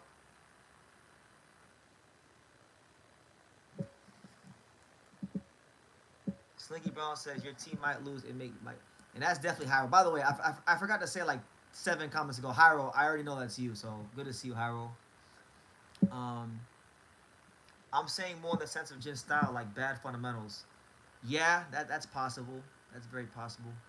But the thing, I think Brian Norman Jr. is the more technically like fundamentally sound fighter, but he does some things fundamentally wrong too. So that's why I'm saying Jin does things technically wrong to a degree. Brian Norman does too. That's why Brian Norman got dropped by General Figueroa. You know, so it's not crazy. It's not out the wrong possibility that Brian goes out gets slumped and vice versa. Brian can slump Jin. So that's what makes it an exciting fight. Shout out to Hyro. He says, "What gave it away?" What gave it away was that like earlier you were talking about Rick Laser and hating on Golden Boy, and it was just like there were very high roll things. Then you kept going on about you mentioned the Maple Leafs and Panthers, and that right there let me know already. Simzuri is a former Muay Thai fighter. He's based in Japan with a Japanese coach. Okay, shout out to him. Good fight. BT, ever since David Jimenez destroyed Scrappy, it's like he's being frozen out of fights. It took him nearly a year to fight, and it was a tune-up. He's 33, not getting any younger. He needs you as a manager. Well, look, man, I'm gonna tell you, I'm gonna say here what I said on the last live because somebody was like, because I had hinted at a particular fighter who I will not name. I had hinted at the fact that Team Sasaki had reached out to me about potentially getting them American sparring, and I actually got them a particular sparring partner, who I will not name. But if you see any pictures surface on Instagram in the next week or so, just know that that American sparring partner that's with Jin, I set that up. Just know that. So, yeah, like I said there, I'm a very easy guy to get a hold of. So just as long as you're not in direct conflict with Angelo Leo and or any fighters that I advise or consult to behind the scenes, I got no problem helping you. You know, I got no problem helping a fighter. Now, if you're like if you're Naoya Inoue, I'm not fucking helping you. You can go help yourself. You got millions of dollars. If you're Rafael Espinoza, who I love a lot, I'm not gonna help you.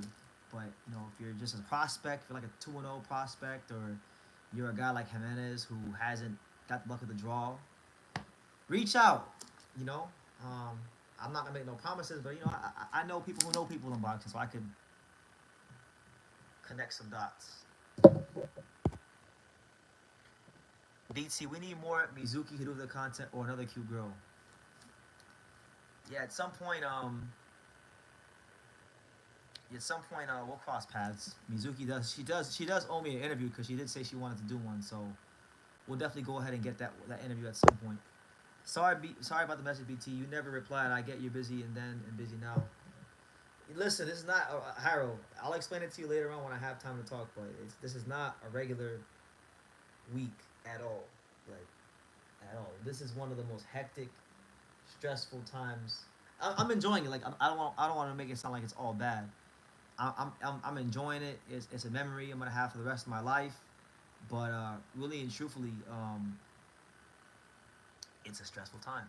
Like, I don't got time for people to ask me questions about ask me questions not about boxing. I'll answer you right now. But like when this live is done and I'm out and about, I don't need nobody ask me questions about what you do this, that, and the third because I'm dealing with a lot of things. Like I'm not gonna say what they are because it's a lot of stuff with Team Leo and just other stuff I have going on here in Japan and content here and just all kinds of shit going on. So I don't have time to just be on the phone like I normally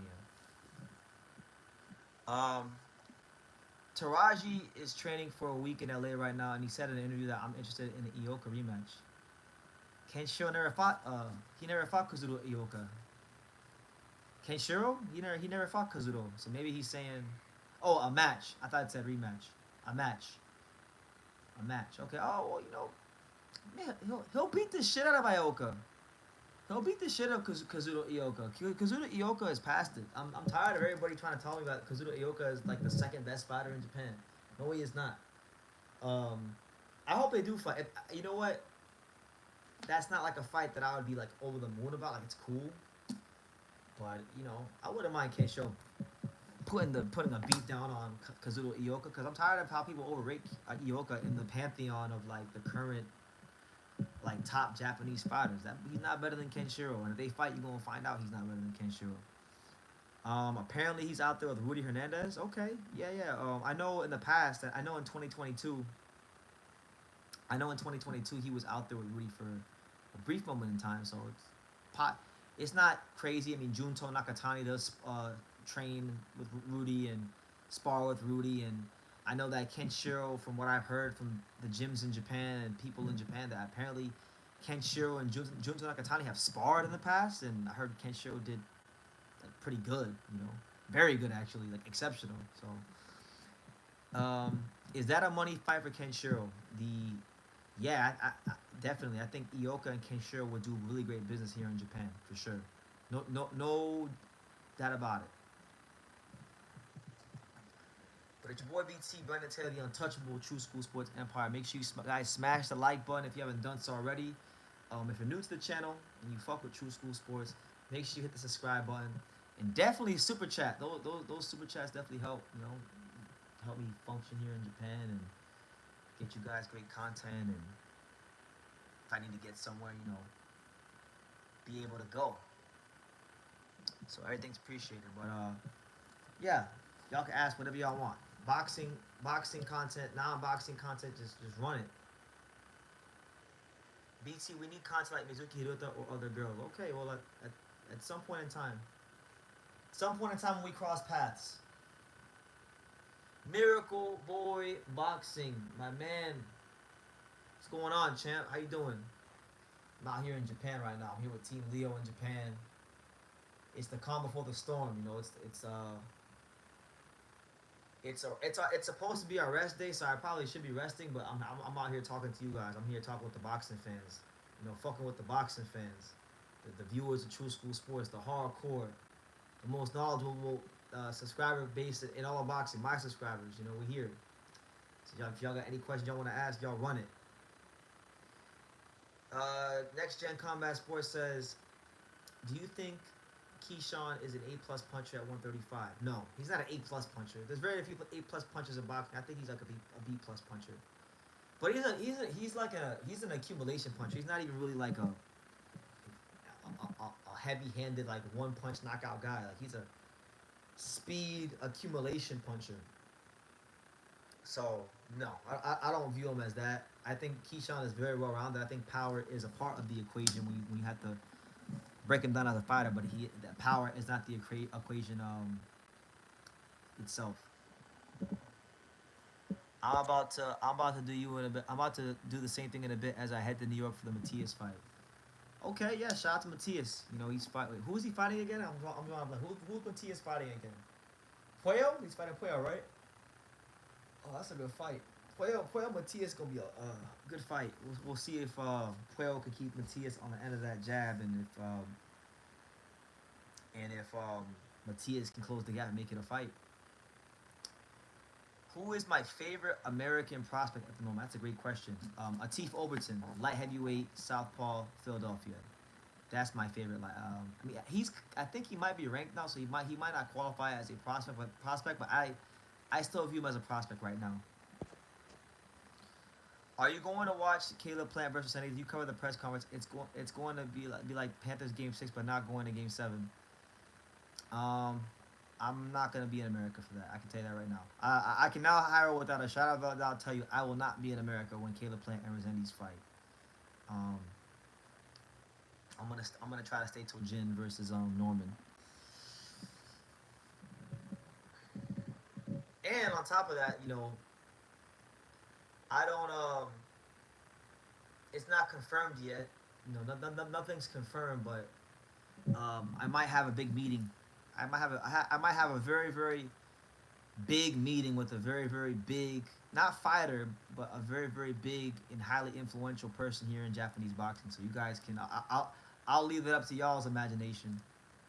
But I might have a meeting here real soon before I leave Japan. So hopefully it happens. You know, but I did ask for the meeting, and I have some leverage to ask for the meeting because I helped get Jin some sparring for his fight with Brian Norman. So we'll see.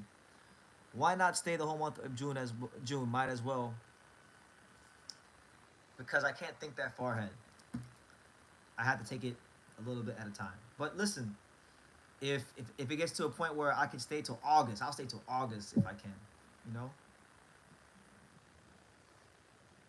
Am I gonna watch Mizuki Hirota tonight? No, probably not. Because after this live is done, I'm probably gonna go do some shopping, get some clothes for the fight. I have to go. I have a dinner to go to later on. And then I have other content I gotta make, you know, and edit. So probably not. But I'll catch the highlights, and if she does anything noteworthy, I'll probably do a YouTube short. If it's Honda, LOL. I mean, it might be, might not be. We'll see. We'll see how it goes. We'll see. Maybe you're right, maybe you're wrong. BT, do you think it was a headbutt or a punch? I thought Charlie Suarez, definitely a punch. I thought it was a punch for sure. It's unfair what they did to Charlie. They screwed Charlie Suarez. Are you gonna cover those Japanese cards or go as a fan? I don't know yet. That's why that's actually part. That's a small part of the reason why I'm gonna go get this particular meeting. I have to go clear some things up. So wish me luck. Would I like to cover these fights? Of course, I like to cover. If I had it my way, guys, I'd cover Nunez Rikishi, Junto Nishida, and Jin versus Brian Norman. But like, it's other things I gotta overcome to do that. So we're gonna work on overcoming those things.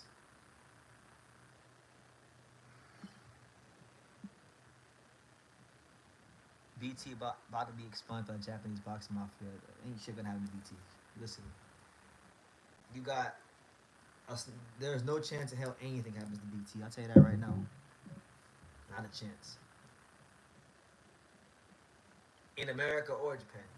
So God's got me. Not scared of nothing.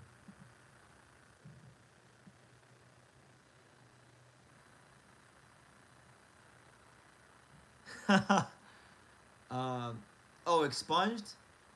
That means cleared. Okay, so I need to work on my SAT words, my vocabulary. All right, thank you for that. You should interview Yakuza members, BT. I don't know if I want to do that. I'll leave that to the Japanese vloggers. I know the people that travel in Japan, these travel vloggers, they like to do interviews like that. I'm good, champ. Now, if I organically come across one, whatever, but I'm not gonna go looking for one. I'm here for the boxing, man. I'm just here for the boxing.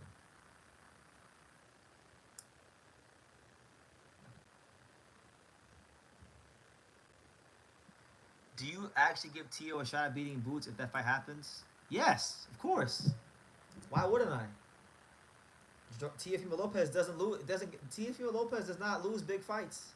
He loses fights that he doesn't perform terribly in big fights against names. He performs terribly against guys that don't have a name or guys that he's supposed to beat the brakes off of. And you know, Boots is used to fighting guys who are flat footed with no athleticism, where he can be the athletic fighter. But when has Boots ever had to fight an opponent that had some athleticism? You know, Karen was a guy who had some athleticism, and you saw he looked a little regular in that fight. So is it fair to say that Teofimo Lopez is very athletic? I think so. I think he can offset some of the things Boots can do, and I think it's a very hard fight for Boots. Honestly, I think it's a very hard fight for Durant in this, and I hope they make it. That's the kind of fight T.O. needs actually to actually be his best. He needs a guy like Boots where the challenge is so big to where he's gonna be his best. Are you gonna watch Deontay Wilder fight Kansas like they said about Jay Z? This could be his last one. Am I gonna watch it? I'll watch it. I'll find a way to stream it and watch it and cover it and do a video and do those kind of things. But as far as Wilder, yeah, as far as like going to Kansas, I'm not gonna be no. I'm not gonna go to Kansas.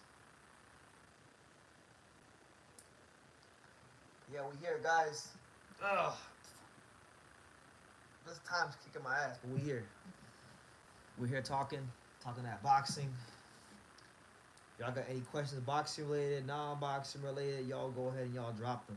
I'm gonna be here till the 2 hour mark. So we got what 7 plus. I got 37 more minutes, and then I'm gonna get out of here. So I giggled a bit when you called Inoue and MJ fights gay. Well, I mean, it's not actually gay, but what I mean when I say that Inoue versus MJ is gay, what I mean is that like, who gives a damn? Like nobody cares about MJ. Nobody cares about MJ. That fight doesn't do anything for Inoue. And I low key kind of wanted to demote him a spot on my pound list for fucking fighting MJ. Honestly, like, but he wants to stay at 122 and build his body because he knows he and the people that run his career know that the smoke at featherweight is different. So do what you gotta do. But if you're asking me to be excited about him versus MJ, I just can't do it. The only reason I'm gonna get excited about it is because MJ has done a great job talking shit and um, pissing off in a way. So we might get a good build up. It might turn into a good build up. But other than that, like bro, MJ does the bare minimum to move his career forward. Um, I'm good on MJ. And I don't give a damn about like all these fights at 122. Everything pretty much past Neri for in a way. I haven't really cared a lot about, even though I've covered the fights. They're not fights that really do a whole lot for me. Now, in retrospect, Cardenas turned into a really great fight, and I was happy to be there. But it's still like it's not as good as the fights at featherweight.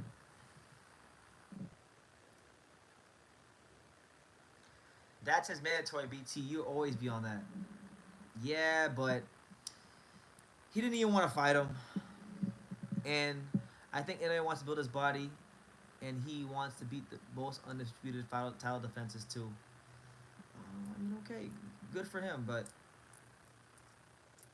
good for him. But when the time comes and he becomes a featherweight, no amount of bodybuilding is gonna save him from what's coming when he fights for the IBF title. I'll tell you that right now. Um, bobblehead. You called him bobblehead MJS funny.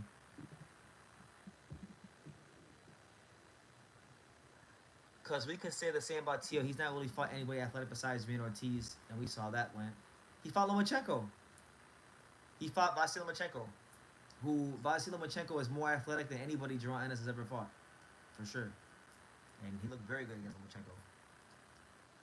Um, you have to worry about William Nealon. I'm very high roll. Even when the Panthers beat the Maple Leafs, I'm always worried about William Nylander. That's the only player on the Maple Leafs I'm ever worried about is William Nylander. What are my thoughts on Goodman versus Tapales? If it comes off, good fight. I think it's good for boxing. Loma athleticism and Karen athleticism are about the same. No, they're not. Karen and Loma are both very mobile. They have a good agility. They're both mobile, but they're not. The athleticism is not the same, champ. Because part of athleticism in boxing is actually using it to punch, and Karen does not open up as much as Lomachenko does, and you know that. Do you think Shushu has a chance against Leo? He didn't look as interested in fighting Leo. He wanted Inoue and the other belt holders. What part? I don't want to like. Of course, he has a chance. He's a top level fighter, but there's one thing in particular he needs to correct, and he better correct it fast. I'm telling you right now. If there was ever a fight that's terrible for Shushu, it's that one. And I'm not even saying that. I'm actually being honest with you. I like Shushu. I want to see him do well. He's not ready for that kind of fight. The Suleiman Sagawa fight showed me that much. Bits and pieces of other fights show me that much. I think the best route for Shushu to go, where he has the best chance to win, would be Rafael Espinoza. I think Espinoza will give Shushu the kind of looks in the ring that will favor his style more than an Angelo Leo. But I think if he wins the title in the future, that could be a really really good fight for American boxing. Angelo and Shushu, two of the genuine good guys in America. What part of Osaka are you staying in? It's an awesome city. The nightlife is awesome. In your free time, visit Nara, which is not far from there. Okay, shout out to you. I'm not gonna tell you what part of Osaka I'm staying in because I'm with Angelo Leo and his team, so I'm not gonna disclose that. But we're in Osaka, and it's very beautiful, and I can attest to everything you're saying. I like Osaka more than Tokyo. It's more lively out here. It's more like there's more life. People and people talk to you a bit more. And you know what? In my opinion, the girls look better too. So that always helps. True, but Karen was fighting an elite athlete in boots and was still able to get something off. What happened when Loma fought an elite athlete in Tio? He held his hands in his pockets for 7 rounds. Fair enough. Let me see. Who else did Tio fight that was athletic? Let me see. Richard Comey, I don't really look at Comey as an athletic fighter. He's an explosive fighter, but he's not athletic. He's Comey.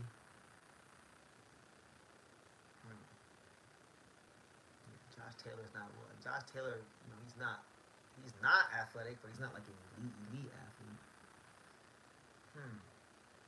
Might be about it. Yeah, I hear you.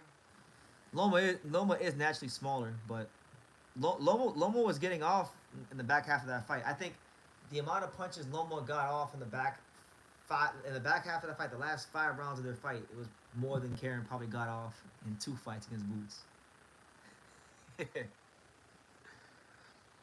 I like Karen. He was doing this thing, counter punching, moving around, like but the output wasn't where it needed to be. Jermaine Ortiz, that's really it. No, no, no. Taylor was definitely cooked. Taylor was not like that. Wasn't the guy that fought Jose Ramirez. That wasn't the guy that fought Prograis. That wasn't the guy that fought Baranchik. That wasn't the guy that fought Ryan Martin. That wasn't the guy that fought O'Hara Davies. I agree with that. Yeah, because when Taylor was in his prime, I remember him being a pretty good fighter in terms of athleticism and those kind of things.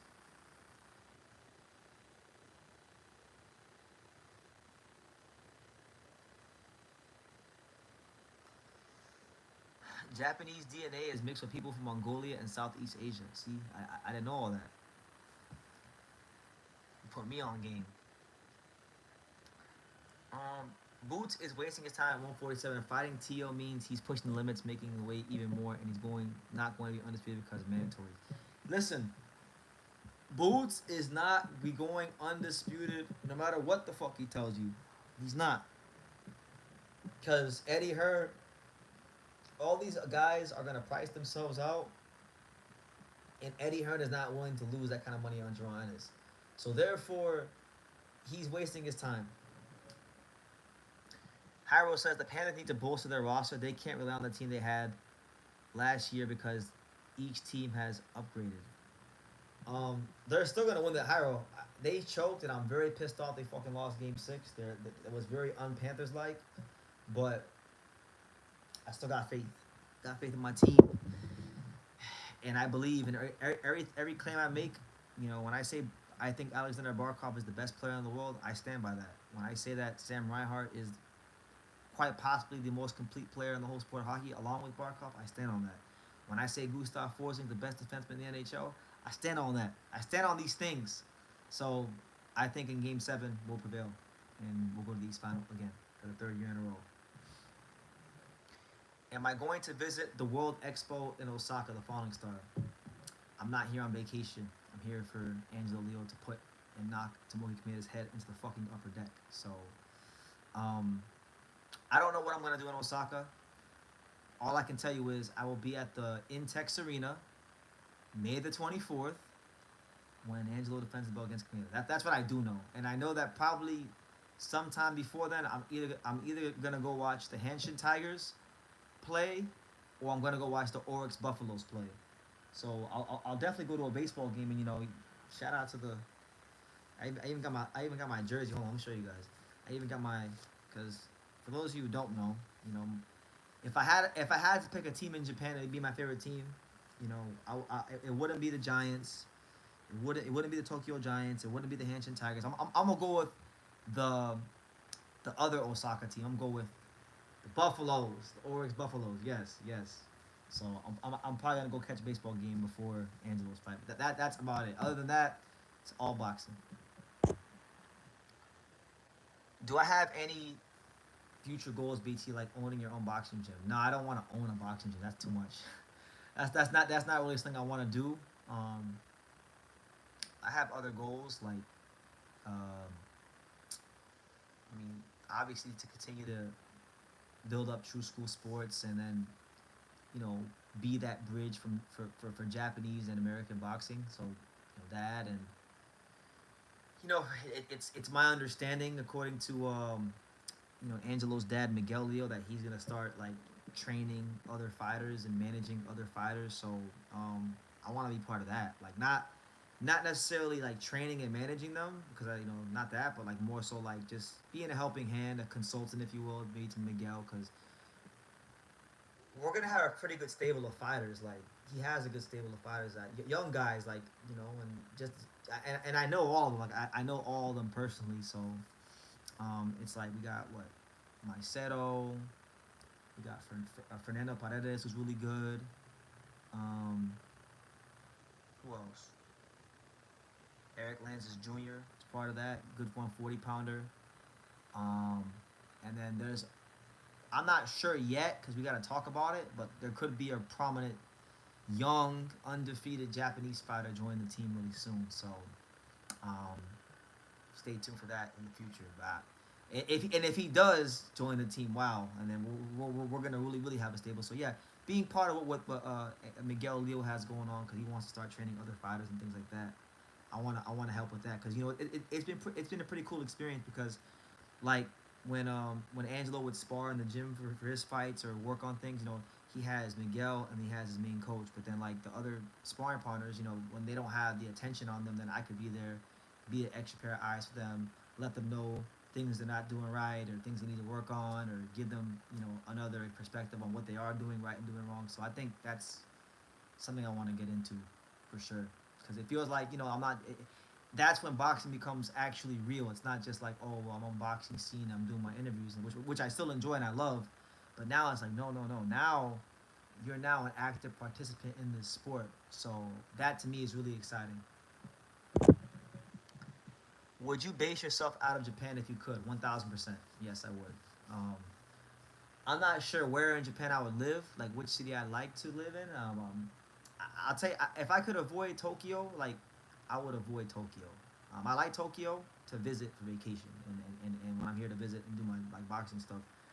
I don't know if I'd live there. Maybe if I could live in like Ota City, Otaku, that'd be cool. I like it over there, but if it can't be Otaku, if it can't be Ota City, then I'll pass on Tokyo. I like Osaka. Osaka's real lively, but if I had to pick one city in Japan to live in, I'd probably live in Mito, Japan. Mito, Ibaraki, Japan, because I stayed there last time I was here, and it's like a really quiet town, an hour and 10 minutes north of Tokyo, and I just really enjoyed it and felt at peace. So, I'd probably for sure. I think I don't know how or when, and I'm not like trying to rush or force anything, but I think God's just gonna naturally bring me to Japan.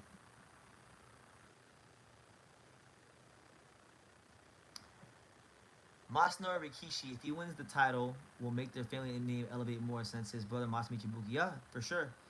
Rikishi, he is an underdog. He's definitely up against it. But that's gonna be a really that'd be great for him and for his brother and for Japanese boxing if he can go in there and win. But he's gonna have his hands full. I'm picking Nunez. I think Nunez is gonna flatline Masanori Rikishi and knock him the fuck out. Honestly, because Rikishi, I mean, he's good. He's a southpaw. He's slick.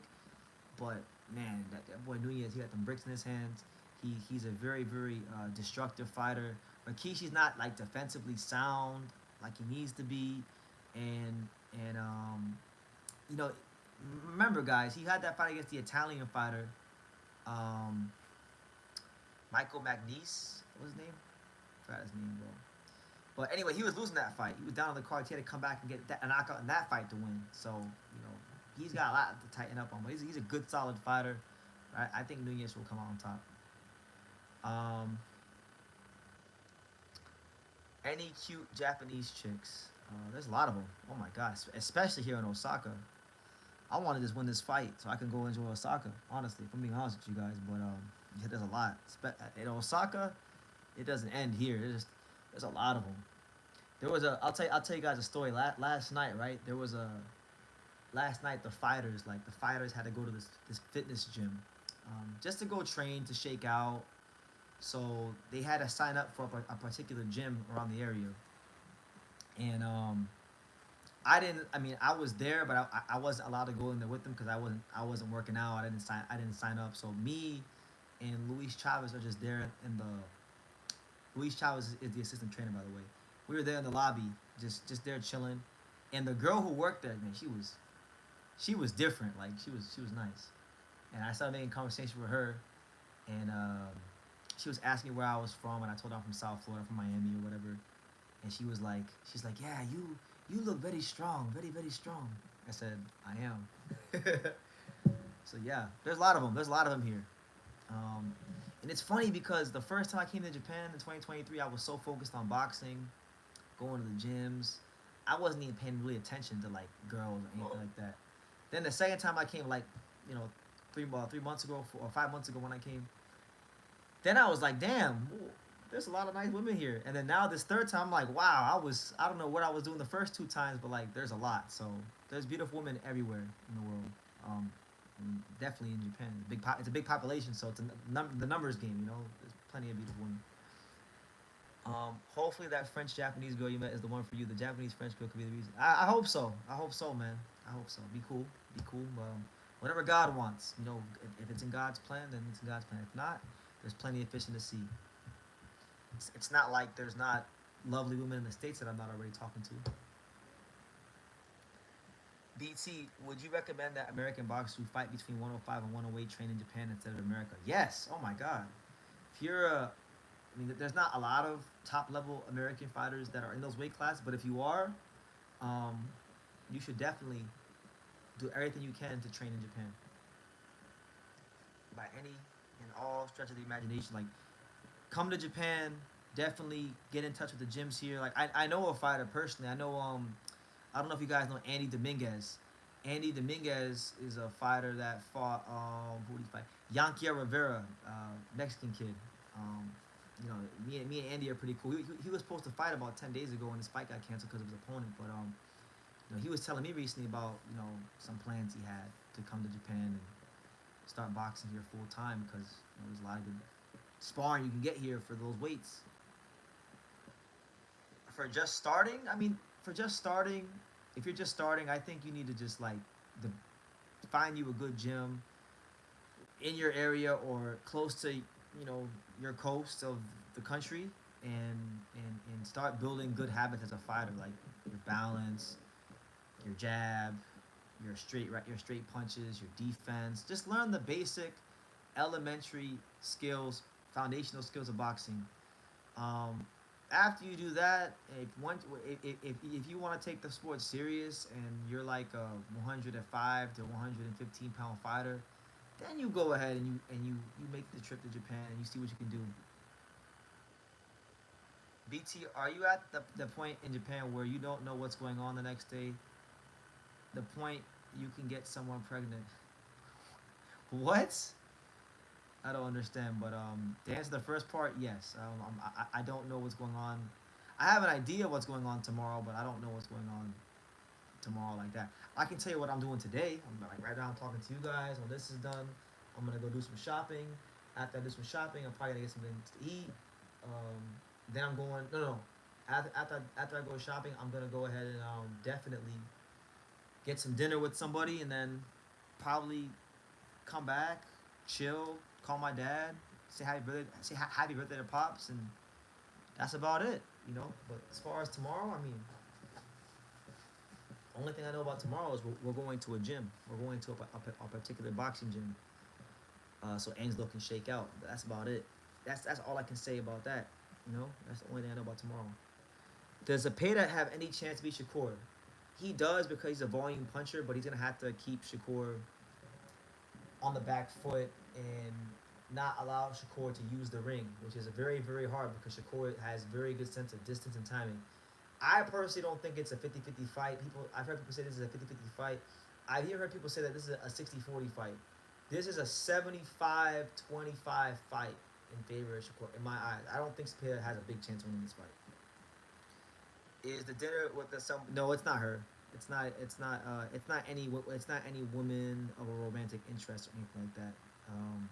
She. And by the way, we're in Osaka. That French Japanese girl lives in Tokyo. So, yeah, like that's not happening today. Maybe like what? What's the 18th? So maybe like 10 days from now or like a week from now, possibly, but not today.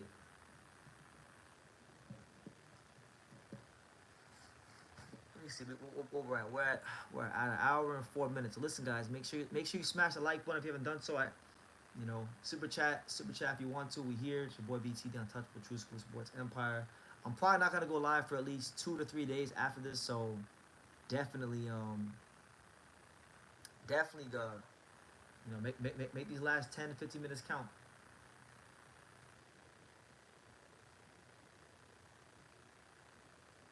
BT, no harm, and you might never get the chance again.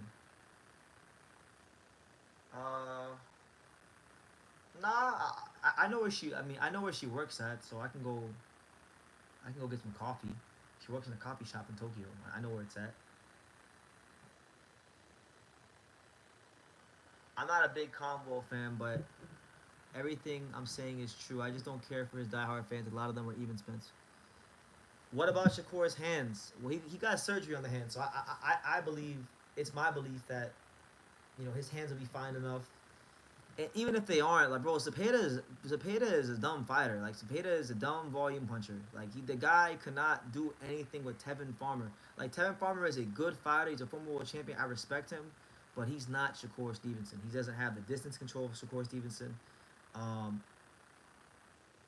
that those two fights told me a lot about Zepeda and his actual level. I mean, I always thought Shakur would cook him in a fight, and I'm not no Shakur fanboy, but those fights they show me they told me a lot about Zepeda and his actual level, and I think it was actually stupid for them to go ahead and make a rematch because now like I'm so cemented in my belief that Zepeda cannot fuck with Shakur at all.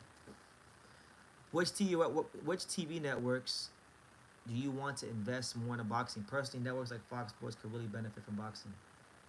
Um, which networks? Maybe yeah, Fox. You said it, Fox, or maybe like I know ESPN doesn't want to be involved in boxing, but if ESPN could stay involved in boxing, I could say ESPN.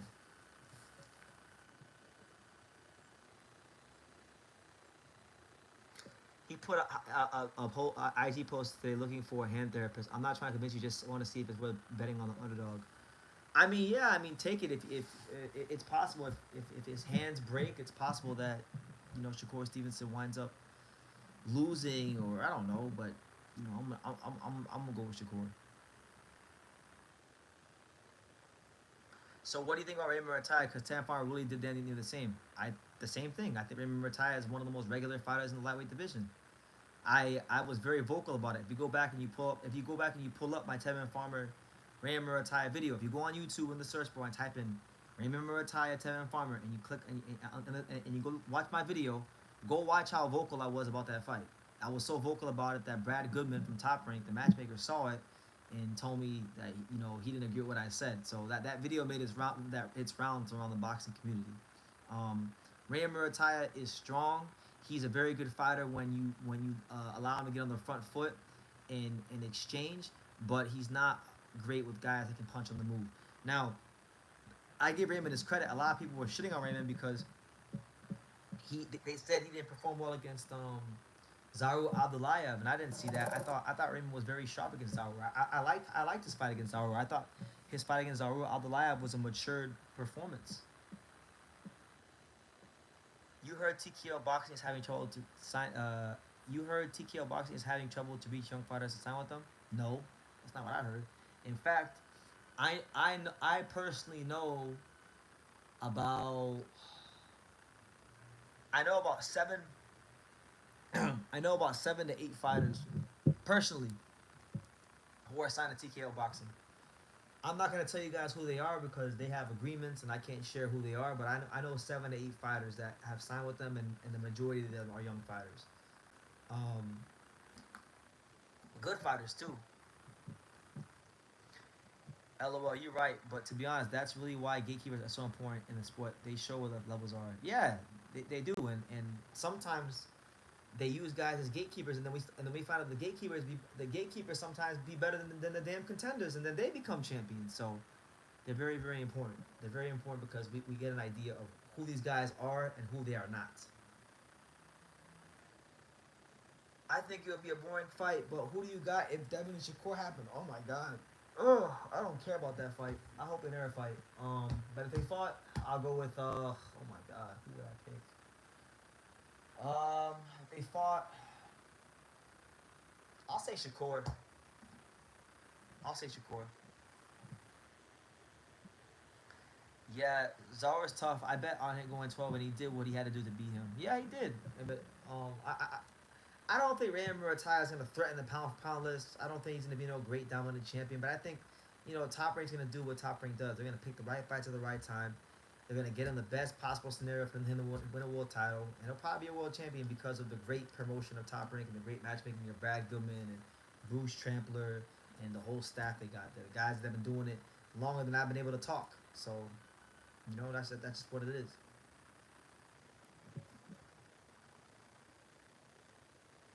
I'm way more sad than I should be that my horse got robbed in the Preakness. He was a 20-1 favorite to come in dead last, and he got robbed. Damn. Okay. So I don't know. I don't know shit about horse racing, but I'm sorry to hear that. I'm very sorry to hear that. Free Smoke says I think Loma will beat Muratai with the back injury. I don't know about that one. If Muratai closes the gap and gets physical along that back injury could get re-aggravated. So, do I want to go to the first TKO boxing event to see what the potential of boxing will be like? No, I don't want to go. I'll be honest. I really don't. Um, don't to be honest with you. I'm not even sure if I'd be allowed to. If I did want to, I'm not even sure if I'd be allowed to because I've said a lot, about Turkey. So I don't know. But I'll watch the fights. I'll see how it goes. I mean, I got a couple friends in the fight game that are assigned to them. So I want them to do well, make good money. Have good careers. Uh, Devin versus Sasaki. BT is in Sasaki's corner. Shit, you never know, man.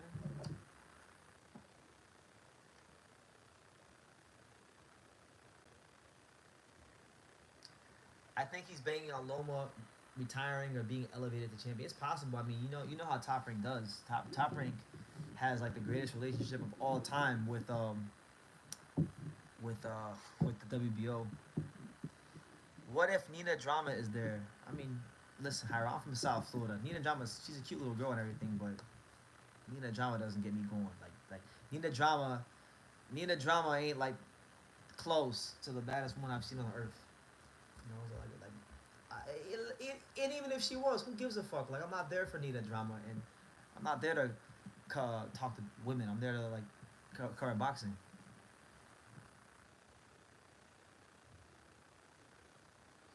I'm not sold on Floss. Pro Box should make Salas versus Floss or Rashidi.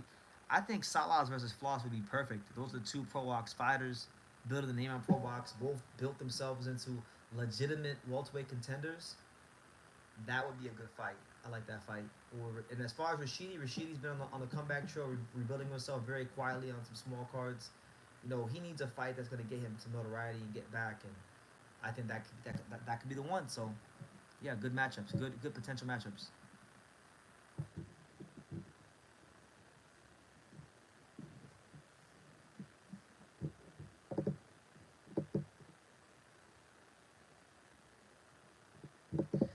LOL, sure, right, BT, we get it. You don't love Nina, sure, bro. I don't really care for Nina. I'm being serious. Like Nina Jama is not all that. There's fine. If we're just going off of like women in boxing media or combat sports media, she's not like the finest one to me. So like it's not like I'd go crazy. Now if you said BT, now if you really wanted to get me to go to TKO box, you said BT, we're gonna get you a ringside seat and you're gonna sit next to that Welsh chick from the UK, Ali Drew. Now I love me some Ali Drew. That's different. Ali Drew is bad. I don't know if you guys know Ali Drew, but Ali Drew, I'm not really into British chicks, but I'm into her. I like her.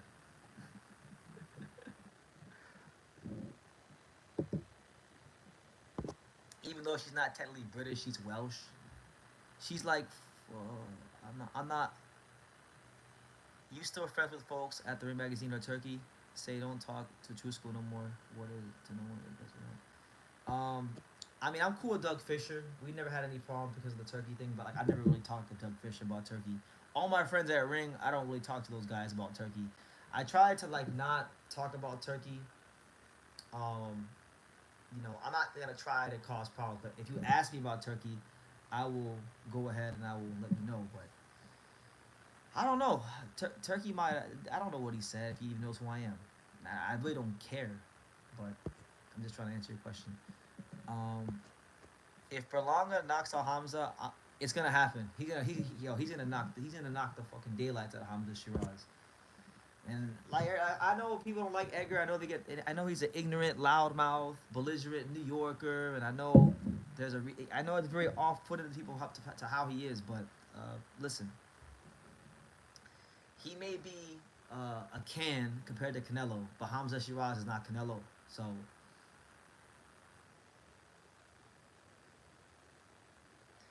he says, "Nah, you can't do that. You kissing the ring like you said you wouldn't."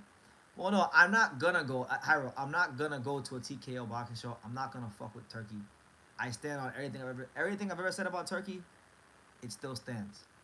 But I'm just saying, if you were trying to lure BT, I'm giving you guys a if they were actually trying to lure me into going to one of their shows, covering their fights, Nina Drama ain't gonna lure me to the fight. Now you get Ali Drew there. That we might have a chance. If you ever somehow by God command get to interview Turkey, what question would you ask him? Uh, the, there's only one question I want to ask Turkey, and presumably it would probably be when he's in America. So the one question I want to ask Turkey, because I know I'll get a really funny response or just an interesting response. I would ask Turkey Al Sheikh, how does it feel to be in the greatest country in the world, the United States of America? I would ask him that question just because he's had a bunch of tweets in the past talking shit about America, so I would ask him that question just to see what his response is. The Kamedas are talking about Leo being in Japan early is funny. I don't no look. I see the tweet. Kyoto. Maybe you could inform me on some additional things they've said because the only thing I've seen them say about that is I saw Koki Inoue's tweet where he said that Angelo's here 16 days early and we expect him to be strong. But what else have they said about Angelo being in Japan early? Let me know in the comments. And why should he not be here early? I mean, Japan time zone's a lot different. It's a different culture. It's a different boxing commission that he's never fought under. Getting around in Japan is different is difficult for foreigners who've never been here before. Taking the bullet train, even just knowing the difference between the bullet train, the Shinkansen, and your regular JR trains. That there's a lot of things to navigate, and luckily Angelo has me here with him. So luckily Angelo has me here with him. So I've been able to alleviate a lot of pressures, and he's been able to figure out things and get things simplified to him. But you know, they're like, cause this is what they wanted to do. This is what like, respect to them, best good luck on the fight. But they wanted to bring Angelo to Japan 10 days early in advance, right? Or 10 days in advance. 10 days is not enough to acclimate to being in fucking Japan for a world title fight. It's not. So there comes 16 days, which in my opinion, I'll be honest with you guys, if y'all want the truth, Angelo got here 16 days, roughly 16, 17 days before the Kameda fight. Man, I wanted Angelo. I told Angelo a while ago I wanted him in Japan for like a month and a half before the Kameda fight, straight up to really get used to the Japanese culture and time and everything that comes with this fight. But they elected to come a little closer than that. But it's still early enough. So, you know, I don't understand why it's such a big deal. Why are you in Japan so early? We're here in Japan early so we can be best prepared to knock your head off. That's why we're in Japan early. Bro, what did Turkey say about the USA? Back in August, he put out a tweet. It was actually during Angelo Leo Venato fight week. Um, because yeah, I remember being in the hotel and Sean Zettel had sent me a tweet from Turkey, and it was in Arabic. It was like in his language. It was in Arabic. But when you translate the tweet pretty much said, and I'm gonna summarize it for you guys because it was pretty long. But pretty much the tweet just said that he came to America and he realized how dangerous it was and how everything is dirty and unsanitary, and he even went as far as to say that the weather in America is not as good as Saudi Arabia. And I'm like, bro, what are you talking about? Have you fucking been to San Diego? Have you been to Miami? Have you been to Chicago in the summertime? You can feel how you want about infrastructure and things like that about America, but don't go over here talking about weather. Like let's not do that. That's really smart, BT. Good. Yeah, man. Let's listen. Because at the end of the day, like I know the Japanese culture and people are very polite, but just because somebody's polite to you, it doesn't necessarily mean that they have your best interests at heart. So of course, they they can be polite to us and they can treat us well, but at the end of the day, it's a fight. It's a damn fight, and they want to take Angelo's world title away, and they want to make Angelo become less relevant in boxing. son Aziel to not have as great of a life. So guess what? As his friend and as someone who's had a front row seat to see all the fucked up things that have happened in his career behind the scenes that you guys don't even know about, I take it very personal. So yeah, I told him to come early, and I'm glad he came early, and we're ready. So now it's just waiting for the fight. Have you met the Kameda brothers yet, BT? If so, what do you think so far? I mean, I haven't had the pleasure to meet the Kamedas yet. Everyone in Japan tells me not so good things about them, but I don't go off what other people say. I always like to meet people for myself and have my own impression because people could just hate for no reason. So it is what it is. But so far the only impression I could give you of the Kamedas is that thus far everything we said with everything that we've experienced from Kameda Promotions has been relatively good. Like we're in a nice hotel. They put us up in a nice hotel, so that's cool.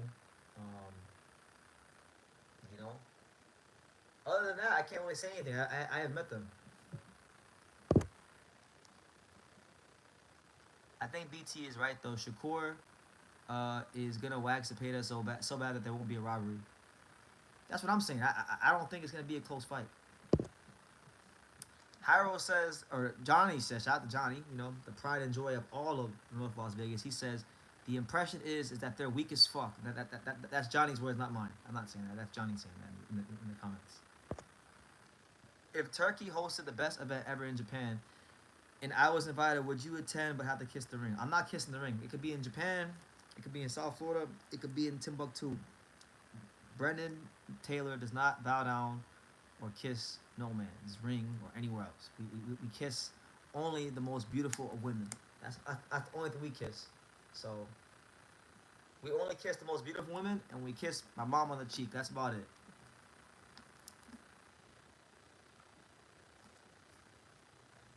How is Jin in the gym, BT? Any improvement or not? I mean, he's Jin Suzuki. He fights how he fights. Um, yeah, I'm not. I don't want to put anything out there about Jin. When I saw him, all I can say is he looks very very fast.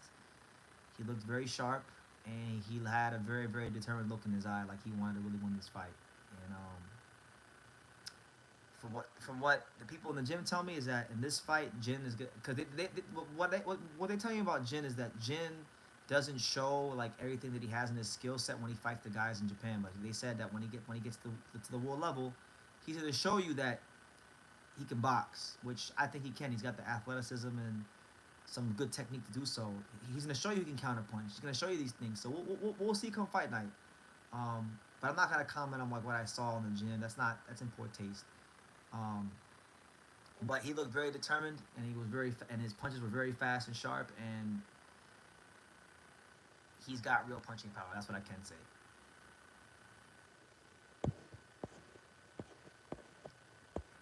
How about holding Turkey's hand like Crawford was? I'm not. I mean, I can't speak for Crawford and what he's got going on, but as a self-respecting, very heterosexual male, I can't hold Turkey's hand. I can't do that.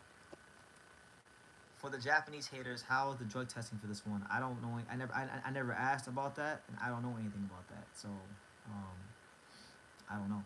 And if I did, even if I did, I wouldn't tell you because this is, it's not really.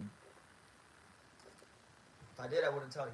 But I honestly, I don't know.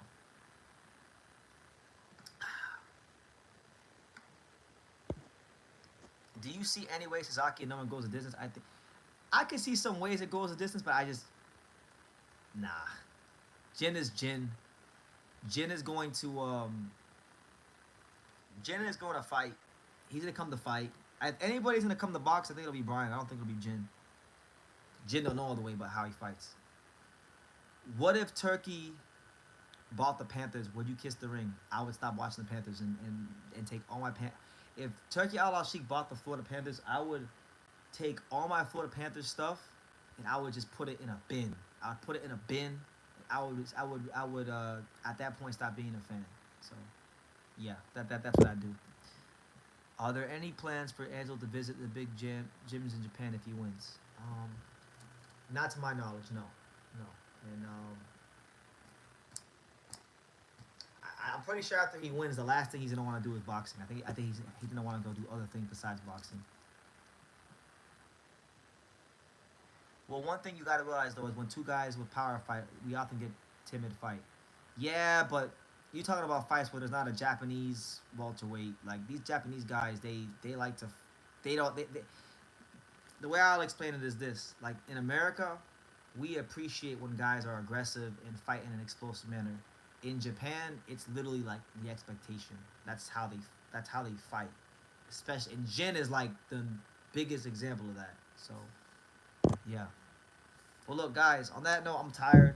We hit the 2 hour mark. I'm gonna I'm gonna end the live, but before I do, let me just thank you guys for joining me. Thank you guys for tuning in and listening to me talk. You know, I don't got the most energy right now. I don't know if you guys can see or feel it, but I don't have the most energy right now. I'm trying to keep my energy up, but I got other things I gotta attend to. But just wanted to come in, talk, check in with you guys, and make sure you guys continue to stay tuned for all the content regarding the Leo Kameda fight, and yeah, there's a lot of things I gotta drop. So stay tuned for that, as well as other videos I will make about other stuff in boxing when I get the time to. And yeah, like I say in every single one of these videos, you can love me or you can hate me, but I'm just a kid from doing it. So until next time, take care, guys.